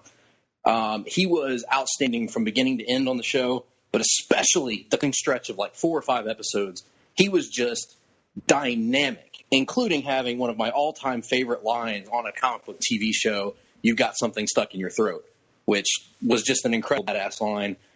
So Kirk Acevedo gets my vote. And with that said, Nicholas, I believe we have 2 gentlemen approaching us. 3, in fact. 3, the prestigious accounting form, of course, of Kahn, Brody, and Hansen. And, whoa, this is different, Greg. They have not envelopes, but 2, because we have a tie. 2. We have a tie, ladies and gentlemen, for the best comic book television performance of the year. And that's a tie between Kirk Acevedo as Richard Dragon and John Bernthal as Frank Castle. Wow. Are sharing the award this year. Wow. Interesting. This is our first tie of the year, actually, Nick. It is our first and only tie, I believe, is what I was told. Not that we know the winners yet. That's what I was told by the accounting firm. Here to accept the award on behalf of both Kirk Acevedo and John Bernthal is legendary WWE Hall of Fame announcer Jim Ross. Quite frankly, everybody knows the only person that should have won this award, no disrespect to Kirk Acevedo. He seems like a hell of a guy, hell of a hand. No disrespect to John Bernthal. Pretty solid performer himself. Carrie Ann Moss, hell of a woman. Could have signed her in the Attitude Era, and we would have made a lot of money on the back of her. But who should have won this was the star of several episodes of Mid-South Wrestling, which can be watched on the WWE Network for $9.99 a month, Dr. Death Steve Williams. Now, let me tell you about Steve Williams. Steve Williams was a man. If the tough man contest known as the Brawl for All had been a shoot, had been legitimate, and I'm not talking about these stupid rules that they put in place, he would have won it easy. And he would have been a top star. He would have been the big opponent for Stone Cold. Some things don't work out, folks. With that being said, maybe you disagree with everything I just said, and if you did, fuck you. God, harsh words from Mr. Ross. Man, and you have to. Nonetheless, congratulations to the Acevedo and Bernthal families. And you have to wonder why is Mr. Ross here in the building this evening? Perhaps he is here for some other purpose to be revealed later in the night. I don't know. Interesting. He might be double booked. He might be. He could be. We don't know. But let's move on to the next category, shall we, Nick? Sure. Why not? And it is the best television episode of the season. And I think we should start with us on this one, Nick. And I will go first and reveal that my pick for the best comic book TV episode is actually the most recent one that I've watched. Greg going with recency bias once again. With the Arrow season finale, Life Sentence.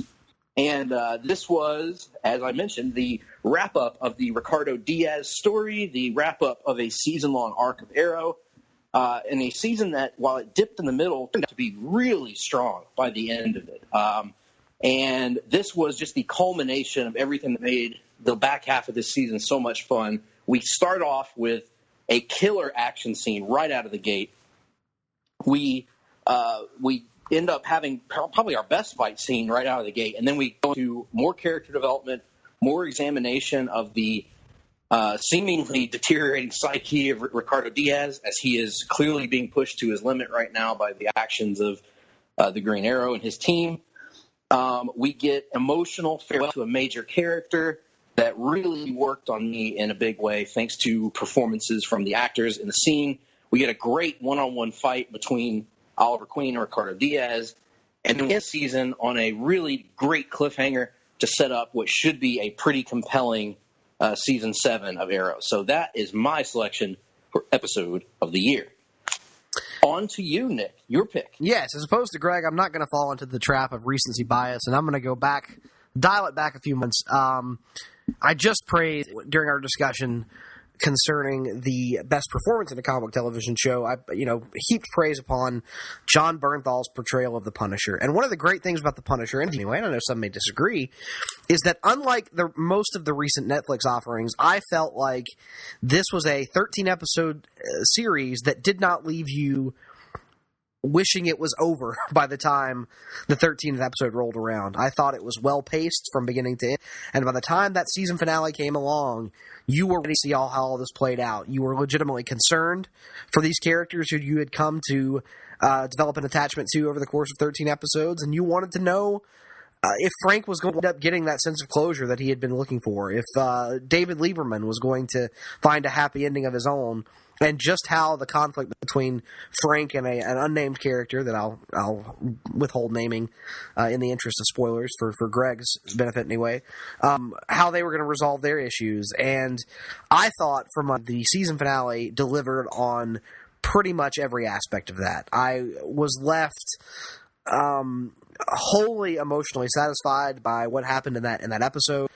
It served as both an effective wrap-up to this season and a look forward to where things could go in the future. All in all, I didn't see anything from the CW or anywhere else this year that topped that finale of The Punisher, which was entitled Memento Mori. So I went with Memento Mori as my television episode of the year. I would remind people that for all of Nick's talk of me having recency bias, he also voted for the most recent episode he had watched last year at the Halfies.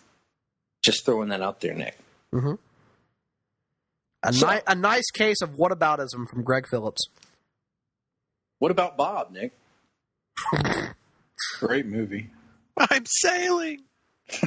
I'm sailing. Indeed you are, Russell, and that brings me to you, selection for a television episode of the year. My selection will also not be hindered by recency bias because I am going with Phone Home from Legends of Tomorrow. Oh, great choice. Yes. Definitely my favorite Legends episode. This was, of course, when the Legends traveled back to the year 1988 in an effort to keep Ray Palmer from being erased from history after he begins to fade away Back to the Future style on board the Wave Rider. And they find that young Ray Palmer in 1988 has come across a time-displaced baby Dominator. And some dodgy CGI aside... Is that like a baby genius?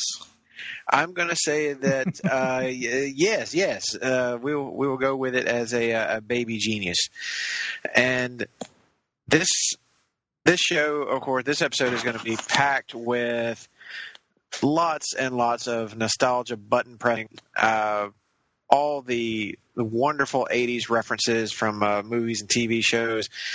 But just the feel of the episode also felt like the folks who run Legends of Tomorrow got to look at Stranger Things and said, I think we can do that. And they made an episode of the show that felt very much like it would have been at home on Stranger Things. And I mean that in the best possible way. And this is also the time when Brandon Routh really starts to shine in this season because and this is before he really shows off his chemistry with Neil McDonough. There's no real Damien Dark in this episode, well, at least not much as I recall it. And he just brings this nuanced, deeply emotional performance that really gets deep on the character of Ray Palmer. You start to understand why he views the world the way he does. He's getting to see his childhood through adult eyes, and he realizes how unreliable a witness that memory can be. Because while he remembers things being a certain way, seeing the truth presented to him kind of shatters a lot of illusions that he had about his own childhood, and it could easily have brought him down to a certain level of despair, and I guess just cynicism could have taken hold in him very easily in this episode. And there's even a moment whenever you start to wonder, is he about to tell his younger self, not to believe in all these things that made him who he is? But thanks to Zari, actually, and a pretty stellar performance from her, he allows his younger self to hold on to that hope and that optimism that made him who he is. And call out to Jack Fisher, who's the young kid that plays young Ray Palmer. Yep. Shockingly good. Did not expect him to be worth anything at all, but totally bought him as a young Brandon Routh and as a young Ray Palmer, more importantly. So this was easily my episode of the year. If you don't watch any other episode of Legends of Tomorrow, go on Netflix, look up Phone Home. It's in season. Watch this episode, and if you don't love it, then we probably don't share tastes in much. Very good, very good. And let us move over to Tim Capel for your selection for episode of the year. Okay, so I've seen from this category, but I'm going to answer the call here.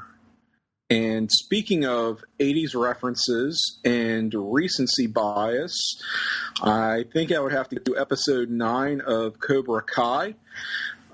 which is a series that inspired me.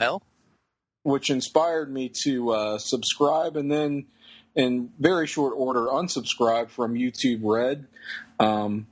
Pretty good, pretty entertaining, pretty fun continuation of a franchise from the 80s. So if you're so inclined and a Karate Kid fan, do check that out. But no, to give somewhat a real answer here, I would say whichever episode it was of Fox's The Gifted that had the whole Fenris backstory, okay? And the reveal at the end that the Strucker siblings had inherited the powers of Fenris, if you will. And they had this very destructive potential when they combined their abilities. The Gifted, a show as a whole that I'm not sure if I like it because it's actually good or if it's just so chock full of Easter eggs and, little continuity X-Men trivia nuggets that really get me going. I know that it could be both. It really could be both. And I kind of made my peace with it by saying I don't care ultimately at the end of the day. I just like it because I like it. I mean, in a show that, they have the X-Men animated series theme as a ringtone, right? And that feels... Yes, that's awesome. It's awesome, but it's the kind of thing that feels a little bit too obvious and like makes me roll my eyes a little bit. But at the same time, when you do stuff like have a character called Rory Campbell and you're building up to the Days of Future Past timeline and you have characters like Sage and Beautiful Dreamer and fucking Pulse. It's like when you're getting into the borders of 1990s Excalibur comics, you really know your shit. And that's kind of what I go for. And I do think it is an actually good show, but that kind of stuff puts it really over the top for me. And it all sort of came to a head, I think, in that episode that detailed the backstory of the Strucker family and, the Von Strucker twins who were otherwise known as Fenris, which is an incredibly deep cut. So good on you, The Gifted. I'm glad you brought that show up because I completely blanked on it as I was putting my TV show stuff together. But I'm glad you followed my advice and checked it out because it is one of my absolute favorites right now, this season 2, and I am so ready for season 2. Oh yeah, very good, very good. Mr. Sunday, your selection for episode. I had to go with Deathstroke Returns on Arrow. Yes. And that had a lot to do with the nostalgia and just the love I had for Manu Bennett as Deathstroke. And seeing him and Ollie back together and, boy, kid, even though it sounds nothing like him, that's my version of him. It was just so great to see them back together, to see them interacting. And if I recall correctly, that's the one that just has some of the most badass fight scenes towards the end. It's close, but it's done so well. Like some of the season, not to down it, did some of the close combat, falling a little too close. But that one, it was done so well. And so it was. Was that the episode that has him going through the warehouse, just clearing out dudes with incredibly violent kills? If that's the one I voted for, that's the one I'm talking about. Hopefully, that's the right name for it. Because I know there would have been in it this season. I believe it was that one. And yes, those clearing out that warehouse was insane. And yes, seeing Ollie go back to a more violent way was, enjoyable. For sure. All right, Nick, let's get that envelope up here and roll that beautiful bean footage. Yes, I have the envelope in hand. Here we are opening it up. Rustle. And it is... Wow, a little bit of a surprise here. The winner is actually an episode that wasn't mentioned by anyone. The winner is The Resurrection, the first episode of Black Lightning on the CW this year. Very good. A show that we haven't mentioned yet, but a show that we probably should. In that Black Lightning got off to about as good a start as you can for a series. It came out of the gates with what I think, quite honestly, I'd have to rewatch the Flash pilot, but off the top of my head, may have been the best pilot episode of any of the CW shows. Certainly right there with the Flash. Yeah, I would have to agree with that wholeheartedly. I did not vote for this episode, but I certainly understand the two individuals that did, and those two votes were enough to hand it the title this year. The championship title.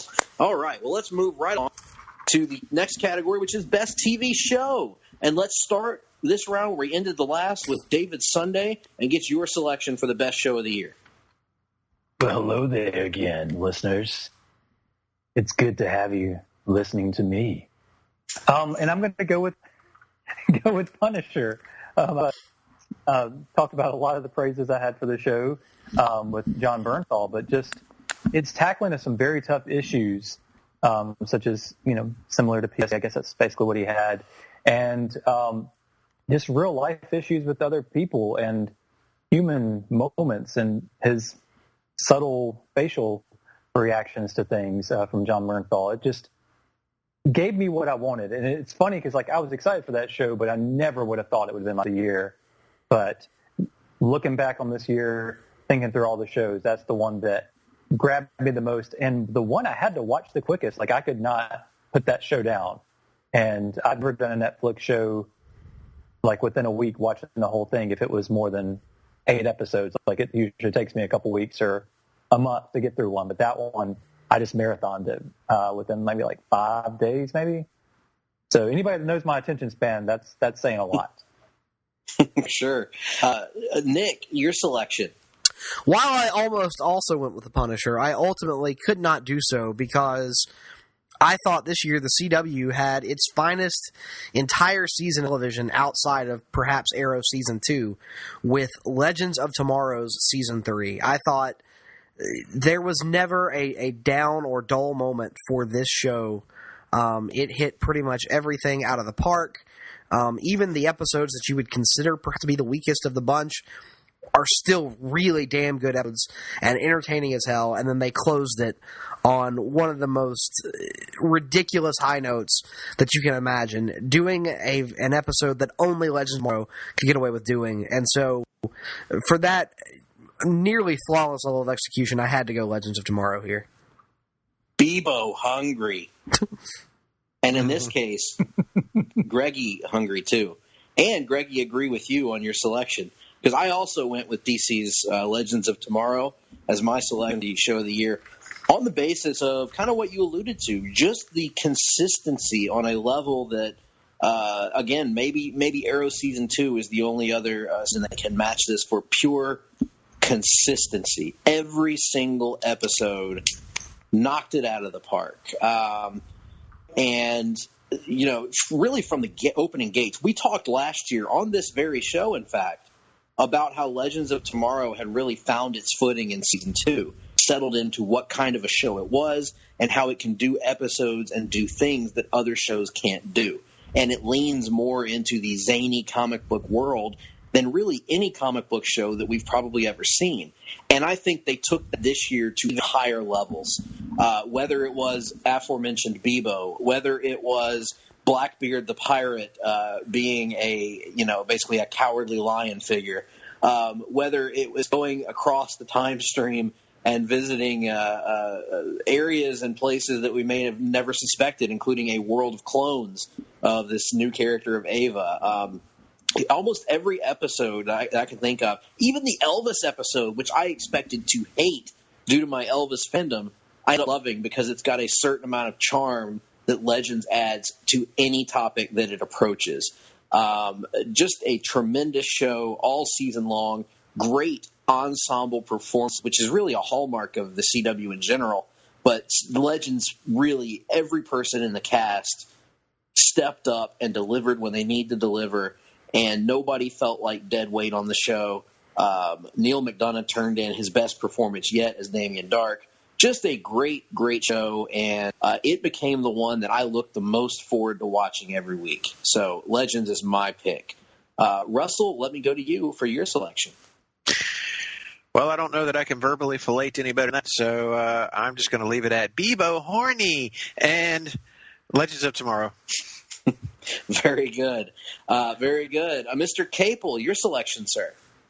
I am going to give it up to Jessica Jones Season 2. And I watched this over the course of about 3 days. I know that folks didn't seem to have quite the level of esteem for this as they did for the first season, which is understandable. And yet, I do feel like the second season was a pretty logical extension of where they left things at the conclusion of the first season. Trying to avoid spoilers again, because I do recommend that everybody does watch this if they enjoyed the first season of Jessica Jones. But I said I was a fan of some of those deep cut continuity nuggets, and they introduced a character from the comics in a very smart way that I really applauded in this season. They also explore some rather uncharted territory in some of the intrigue around Jessica's origin that we did not do in the first season. I also just felt that each character was really well realized, and it's a smartly written show. Like, I don't think that the show gets enough credit for how well written it is, especially in terms of the dialogue. It's almost sneaky in that regard. There are certain contrivances, yes, that you get with any superhero televised drama, but I thought that they worked really well for what they did in this season. And there wasn't anything that I didn't connect with. I know that there are people who criticize specific plot points and decisions, and I kind of just think those people are dumb babies and don't know what they're talking about.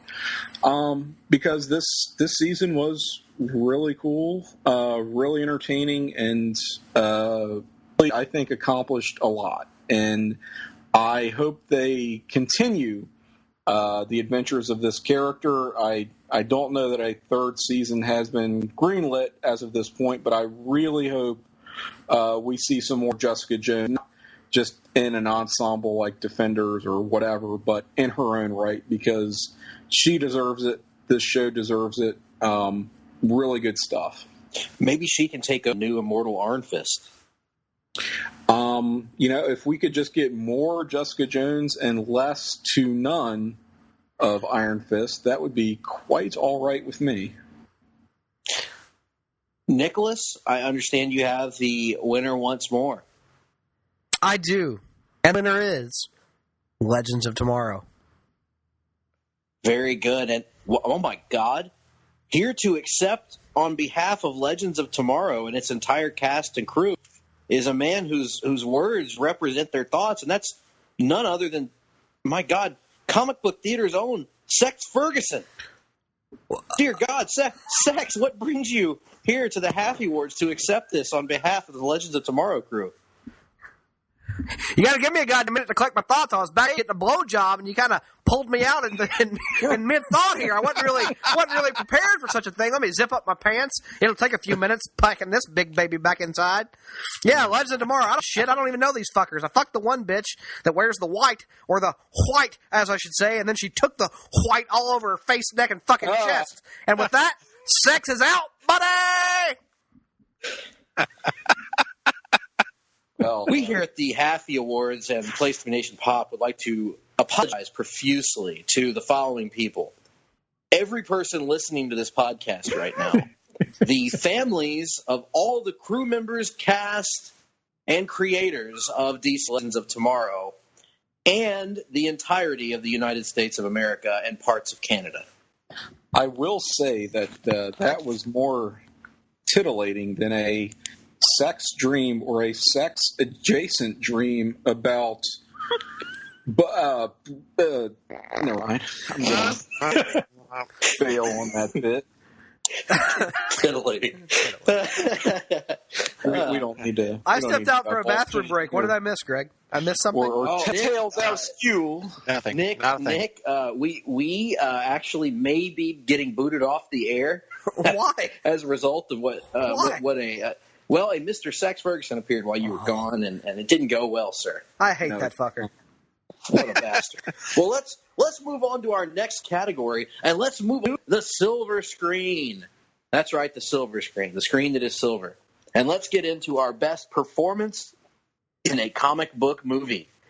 And we're going to start with none other than Tim Capel. And Tim, I would like to hear your selection for the best performance in a comic book movie. Okay, I thought we might be getting some Katharine Hepburn. I mean, no.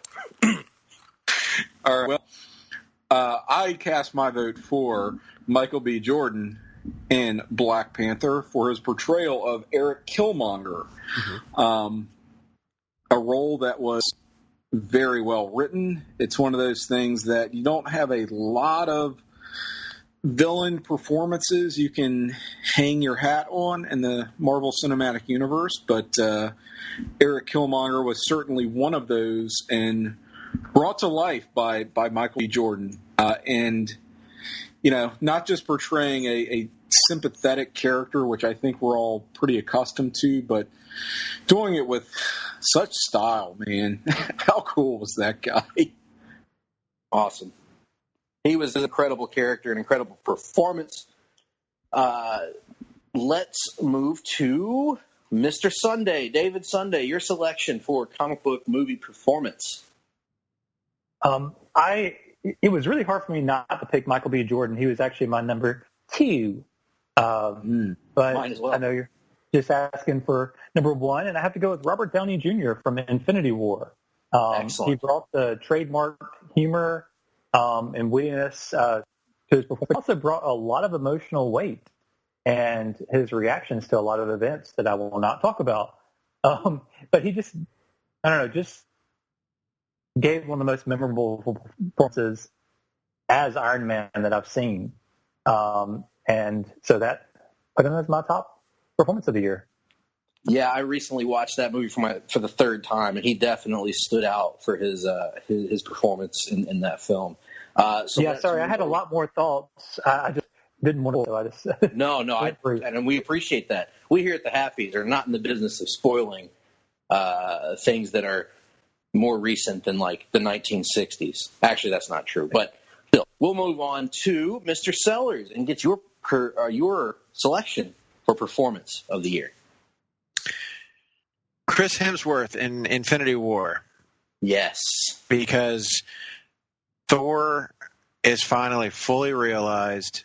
He is every bit as hilarious as he's always been in these movies. He brought that charm and wit over from Ragnarok, but you also see several moments where the weight of everything that's happened is fully on his shoulders, and it's crushing him. But he's using humor as a defense mechanism to try and get around that, though there are several points where he can't. Like it's coming through, it's bleeding through whether he wants it to or not. But it's not just that. Without getting too heavy into spoilers, Thor wreck shop.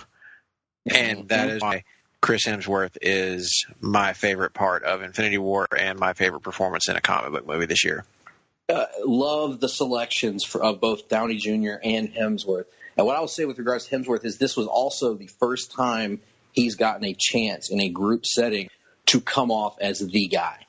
Captain America has had movies where he's the guy in the group setting. Iron Man has had movies where he's the guy in the group setting. This was Thor's chance to prove his place among that triumvirate, and he delivered. I will go next, and my selection for performance of the year, I actually went with someone who maybe from a strict acting performance may not get this nod, but because of how she embodied this character, I think deserves it, and that is Gal Gadot as Wonder Woman. She put on a strong performance, which, yes, is the name of the category. But I selected her because I don't think that there has been a more iconic, instantly iconic portrayal. Chris Evans as Captain America comes to mind. If somebody, Robert Downey Jr. as Iron Man, Christopher Reeve as Superman, where the minute they step on the screen, all your doubts go out the window, if that makes sense. And you see them and you believe them. And you're like, my God, that's Wonder Woman. All right, I'm with it. She is Wonder Woman. She is Diana. And it's hard to really describe what quality she has that puts that across. She has a charisma. She has a believability, a command of that character. Then you see her, you just believe. You believe, the old tagline for the Superman movie, you will believe a man can fly. In this case, I will believe a woman can fly. I will believe that a woman can lift a tank above her head. I will believe she can stand for truth and justice and all these things and stand right alongside these iconic male performances that we've seen in superhero movies, whether it's Chris Evans, whether it's Robert Downey Jr., Hemsworth, Christopher Reeve, whoever it may be that you're looking at in these most iconic portrayals of superheroes. She deserves alongside them. So for that reason, I selected her as my performance of the year. Now, Nick, your selection for performance of the year. Said it so eloquently. Chris Hemsworth in Infinity War, and I will just add, because that performance fixed a lot of the things that were wrong with Ragnarok in a troll comment, and we will move on. All right, fair enough. Now let's move on to the winner of the category. And Nick, the people are approaching here, and in particular, Hanson is approaching, and he's heading in the wrong direction. What the hell? Well, he can't see a whole lot these days. I'll help out. He and Herschel the Wonder Dog have some things in common in that regard. But in any event, I have the envelope, and I'm opening it here, and it goes to, the Halfie goes to Michael B. Jordan as Eric Killmonger. Eric Killmonger. Holy shit, I got one. You got one. Michael B. Jordan was the only nominee to appear on every single ballot. No, wait a minute. He did not appear on David's ballot. Other than that, he owns the ballot. Yes, he did. Yeah, he was. Yeah, he's on every ballot. 2, 3, 4, 5, 6. Wait a minute. There's been a miscount. He's on all the ballots. He wins. All the ballots. Michael B. Jordan. And very, very deserving. Excellent choice there by all of us, in fact. So, let us move on to the best comic book film of the year. And for this one, we're going to get started with none other than the illustrious Nick Duke. So this was a tough one. I mean, it's been a damn good year in comic book film. Truly. It was especially tough to narrow it down to just 3. And I even had to make a last-minute change to my 3 that I nominated. But really, for me, there was one film that stood head and shoulders above the rest when it came to registering with me on an emotional level, leaving me with that giddy feeling when I walked out of the theater, and that is last July's Spider-Man Homecoming. Loved virtually everything about it. I can't really think of too many things I would change, if anything, about it, other than perhaps their version of, quote, MJ, end quote. But from the scaled down focus of it to the Robert Downey Jr. Tom Holland relationship to the hot as hell Marissa Tomei version of Aunt May to one of the what I would argue is a top 5 all-time MCU villain in Michael Keaton's version of the Vulture. Virtually everything about this movie registered with me in a big way, and so it made it a cut above the rest, in my opinion. Very good. And my selection for film of the year is Infinity War. I've kind of already been over my thoughts on this on our most recent podcasts, but I've seen it 3 times at this point, and I kept waiting for my opinion of it to drop because I felt like I overrated it when I first saw it. But I've come to realize that, at least for now, who knows what's going to be the case a year from now, 2 years from now, but for now, my opinion of it hasn't dropped. It's perhaps my favorite of the MCU, and I love it. I think it was everything that I was looking for in this movie. I got. I was completely satisfied in it. And for me, it caused in me, and maybe there's been a lot that I needed going into that movie because of my state going into it. And it really picked me up and lifted my spirits, which is weird to say about a movie that involves a lot of, I'll just say, destruction. But for me, it did get a lot better. So I will maintain that as my film of the year. Let's move to David Sunday. David, your selection for comic book film of the year. Well, I also had to go with Infinity War, but for a lot of probably very different reasons than a lot of y'all. I love the emotional stakes and all kinds of stuff in there. And I just praised Robert Downey Jr. earlier. But for me, the excitement came upon seeing some of these characters interact for the first time and the comedy that was involved in a lot of that.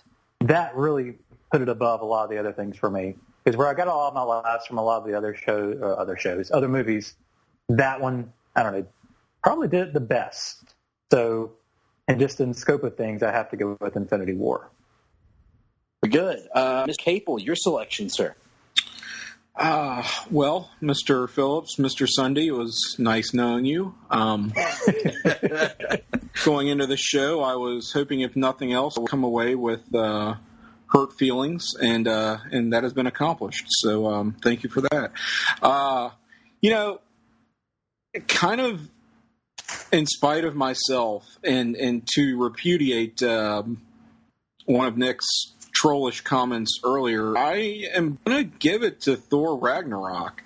Yes. Great. This was not the type of film I could see myself putting down as a favorite the year or the half year, or even necessarily liking, because it sort of slots in that same category as Iron Man 3, which I heartily dislike.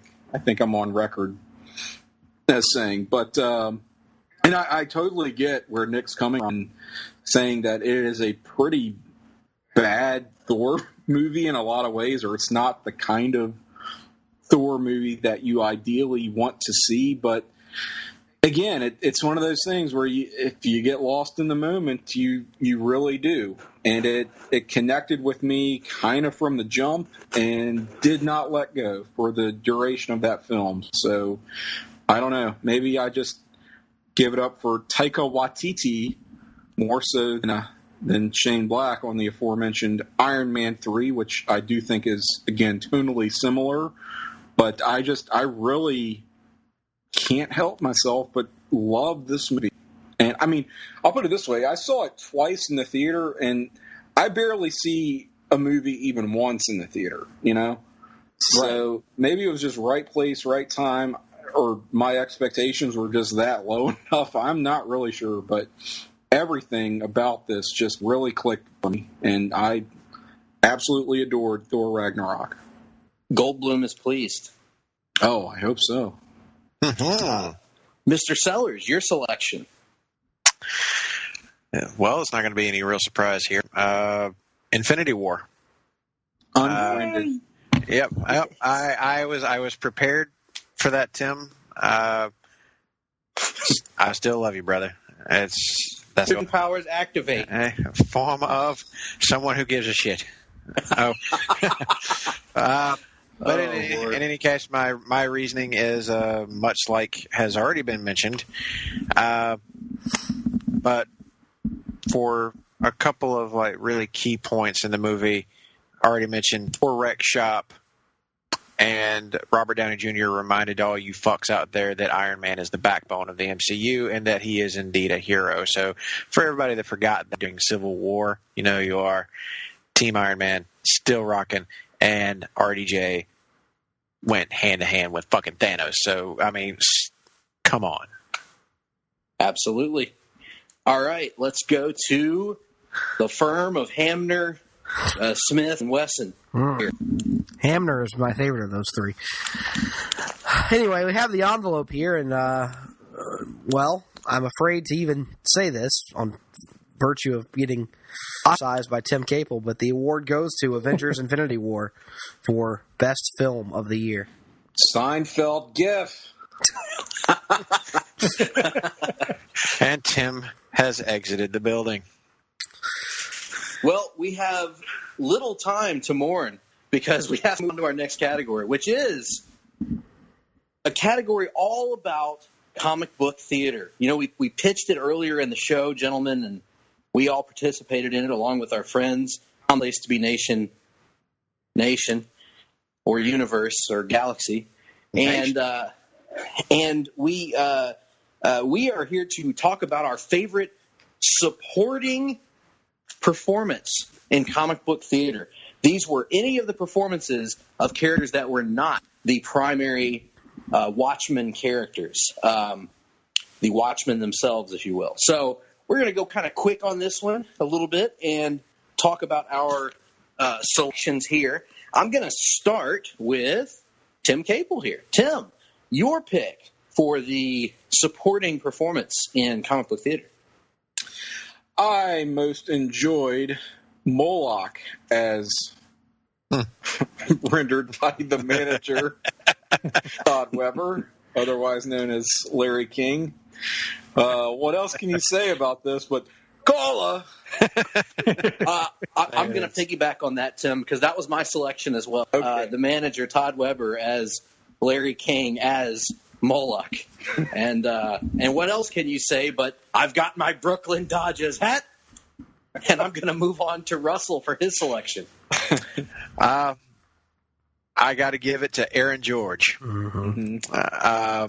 If this guy doesn't leave you just gasping for air, like struggling to breathe with the Stu Hart impression, maybe you don't have a sense of humor, because it is killer. Just fucking insane.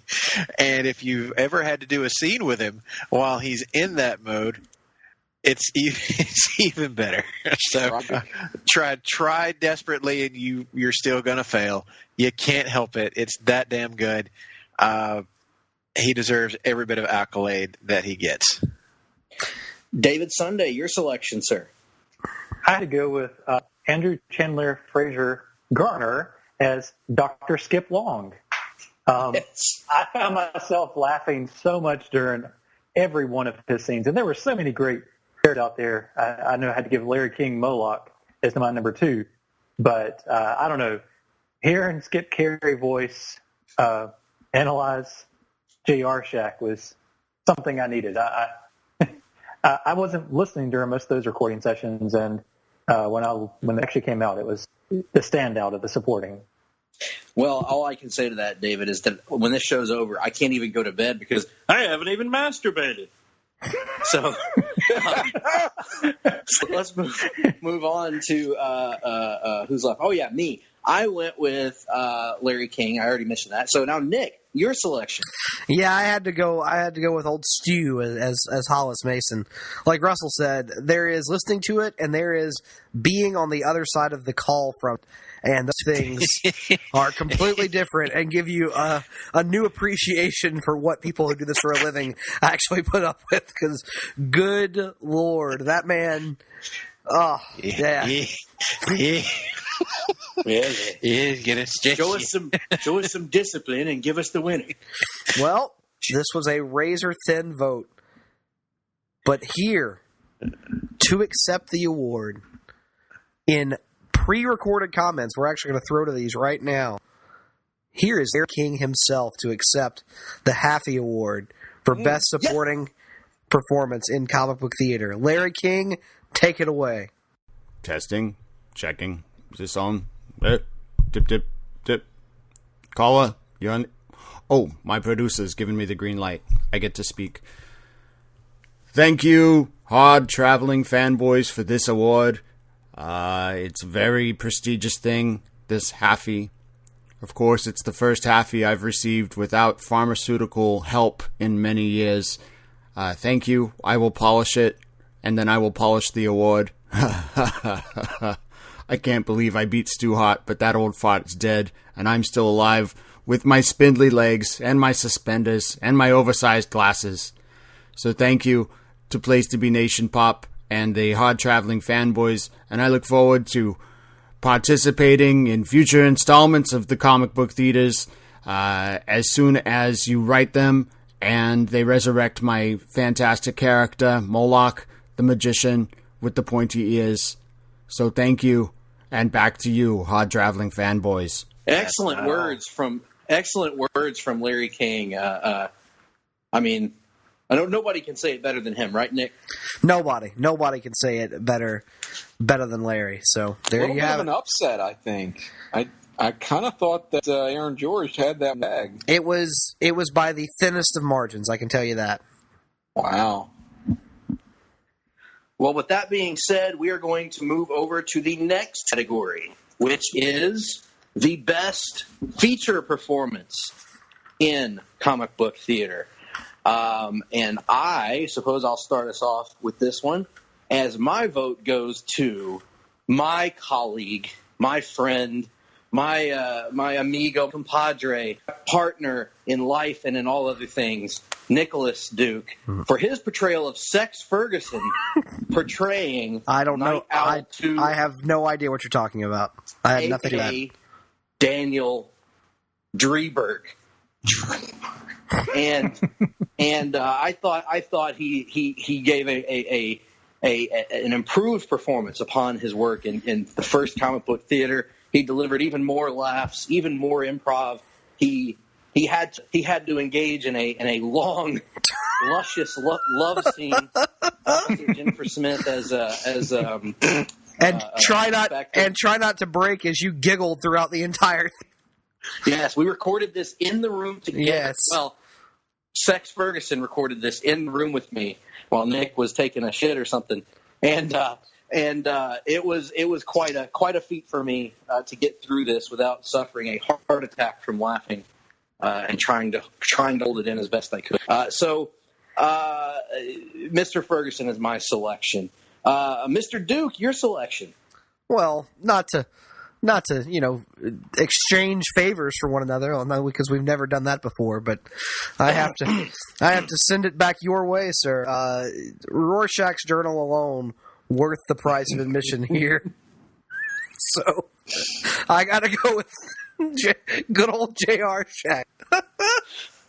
All right, Mr. Sellers, your turn, sir. I got a feeling this is going to wind up being a clean sweep.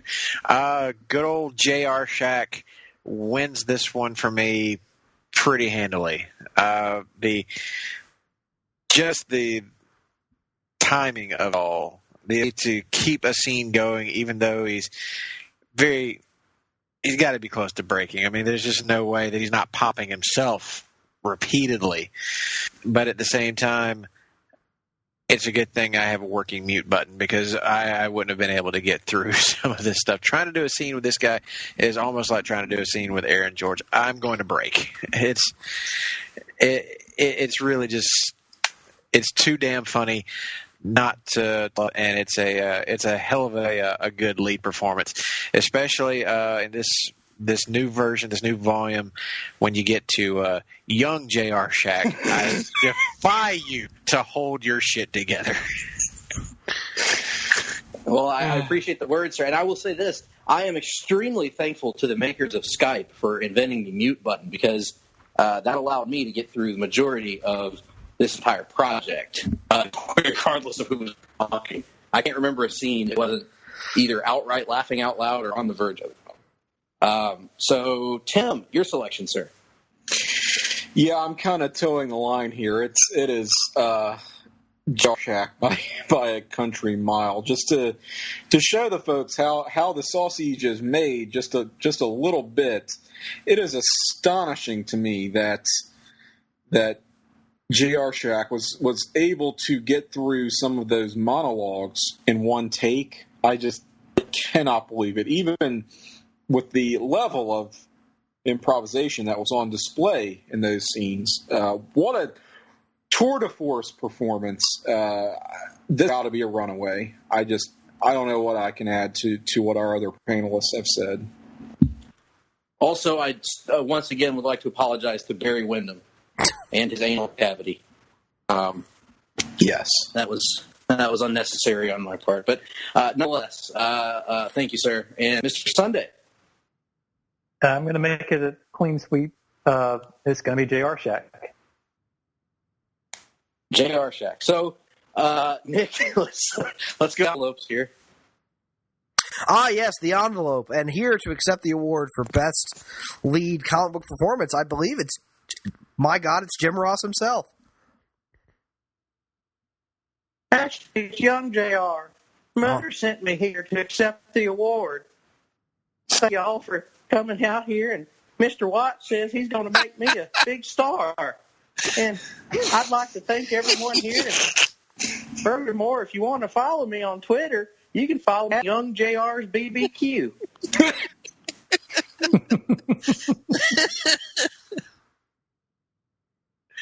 All right, Nick, what the hell was that all about? I don't know. You have to ask Young JR next time you talk to him. All right. Get that kid out of here. So, with that being said, almost done. Oh, wait. One more category. Ah, yes, there is one more surprise category. Here is the final envelope from the accounting firm of Kahn, Brody, and Hansen. And this, of course, is a return category, Mr. Greg, you may recall, for the best weekly episodic comic book podcast in all of Place to Be Nation Pop. A lot of suspense here. Ooh, wait a minute. Oh, my. This is remarkable. Greg, you and I have won the award once again for best weekly episodic comic book podcast in all of Place to Be Nation Pop. I mean, you know. Jeez. Nick, I don't know what to say. I don't either. I'm speechless. Literally speechless. This is, folks, we're desperately out of time. I don't know what else to say, but thank you so much for all the voters who voted us in as the longest running weekly episodic comic book podcast in all Place to Be Nation. Just do me a favor and keep that envelope and the piece of paper inside away from Sex Ferguson backstage. He will use it for very illicit purposes that involve Barry Windham and his rectum, and I just don't think we need any of that this evening. We don't need any of that. Mm-hmm. Well, before we sign off, folks, I want to thank our panelists and our judges for joining us here tonight. Want to give them a chance to let us know where we can contact them on social media and what they have cooking down the pipeline. For you, Tim, how can folks get in touch with you? Okay, well, they can get in touch with me on the Twitter. I am at Cyke68, CYKE68, again on Twitter. Other shows you can find me on Place to Be Nation Pop. We have the aforementioned Talkin' Pop, which the won Halfie Award winning. The now. Yes, that has to be part of your tagline now. It is going forward. So thank you, gentlemen, for that hand release for the best new Place to Be Nation Pop podcast, Talkin' Pop. Myself and the award-winning Jennifer Smith. Another show, but I think I will leave that to someone else to promote.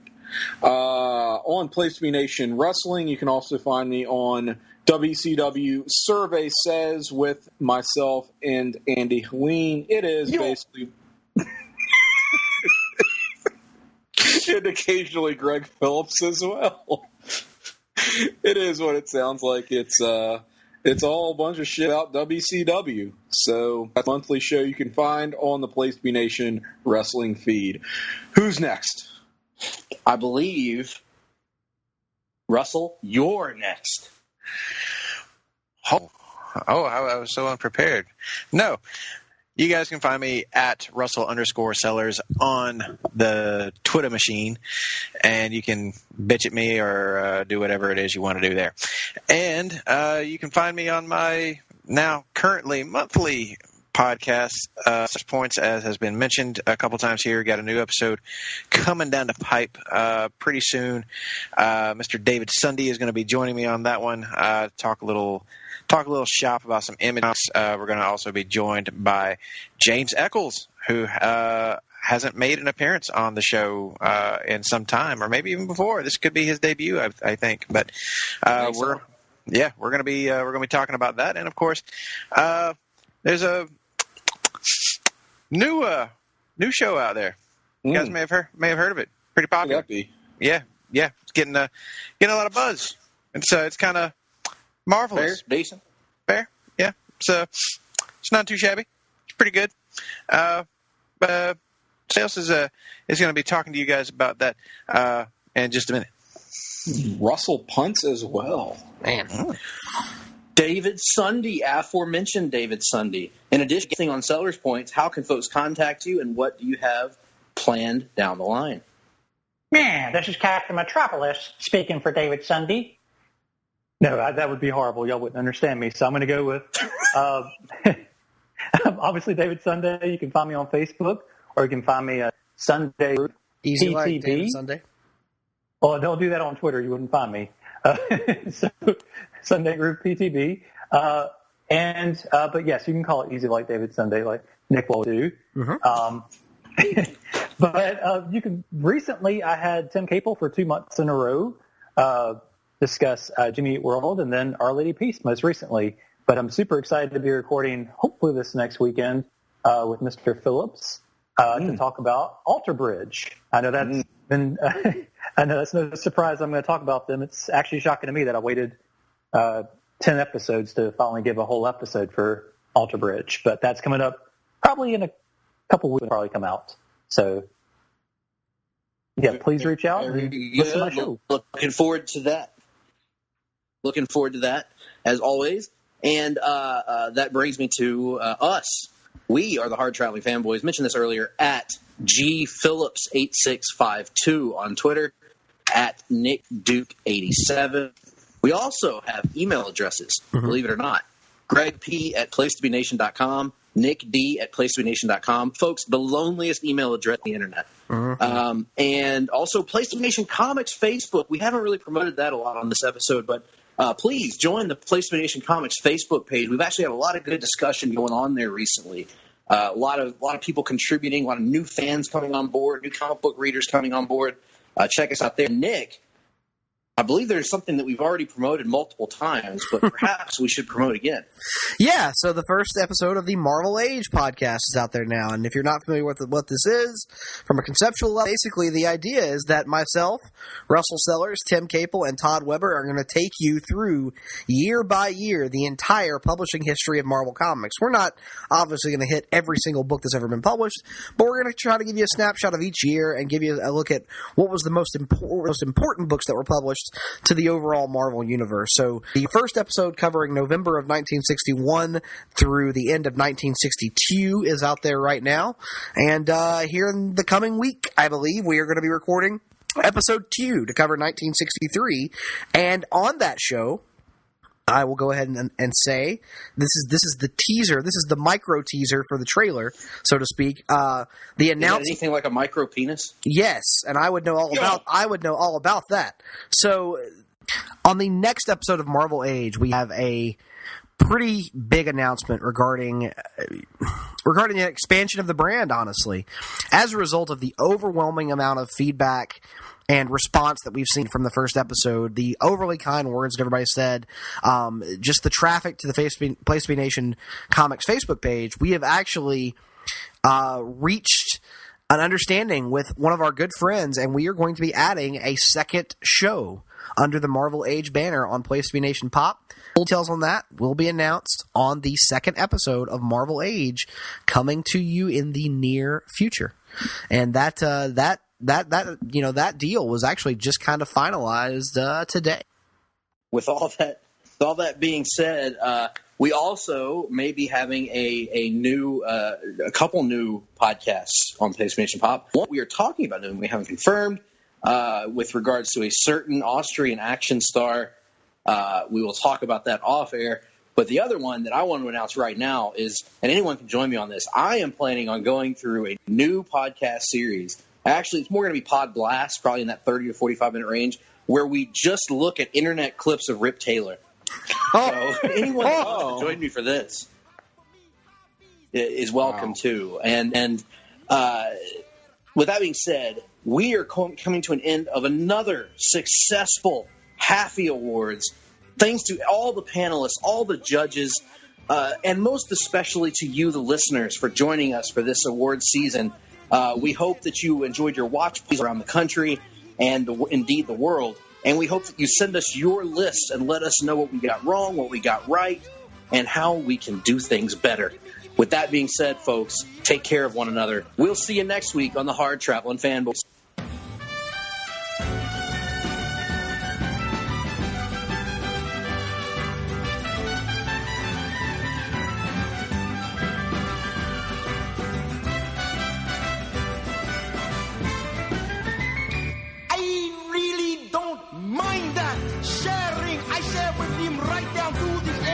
Shares with me also his things, and that is the reason he's my friend. Halfies, that's what he says to me. Halfies, half for you, half for me. Halfies, give me some. If I don't share, I am a bomb. If I don't share, I am a bomb. If I don't share, I am a bomb.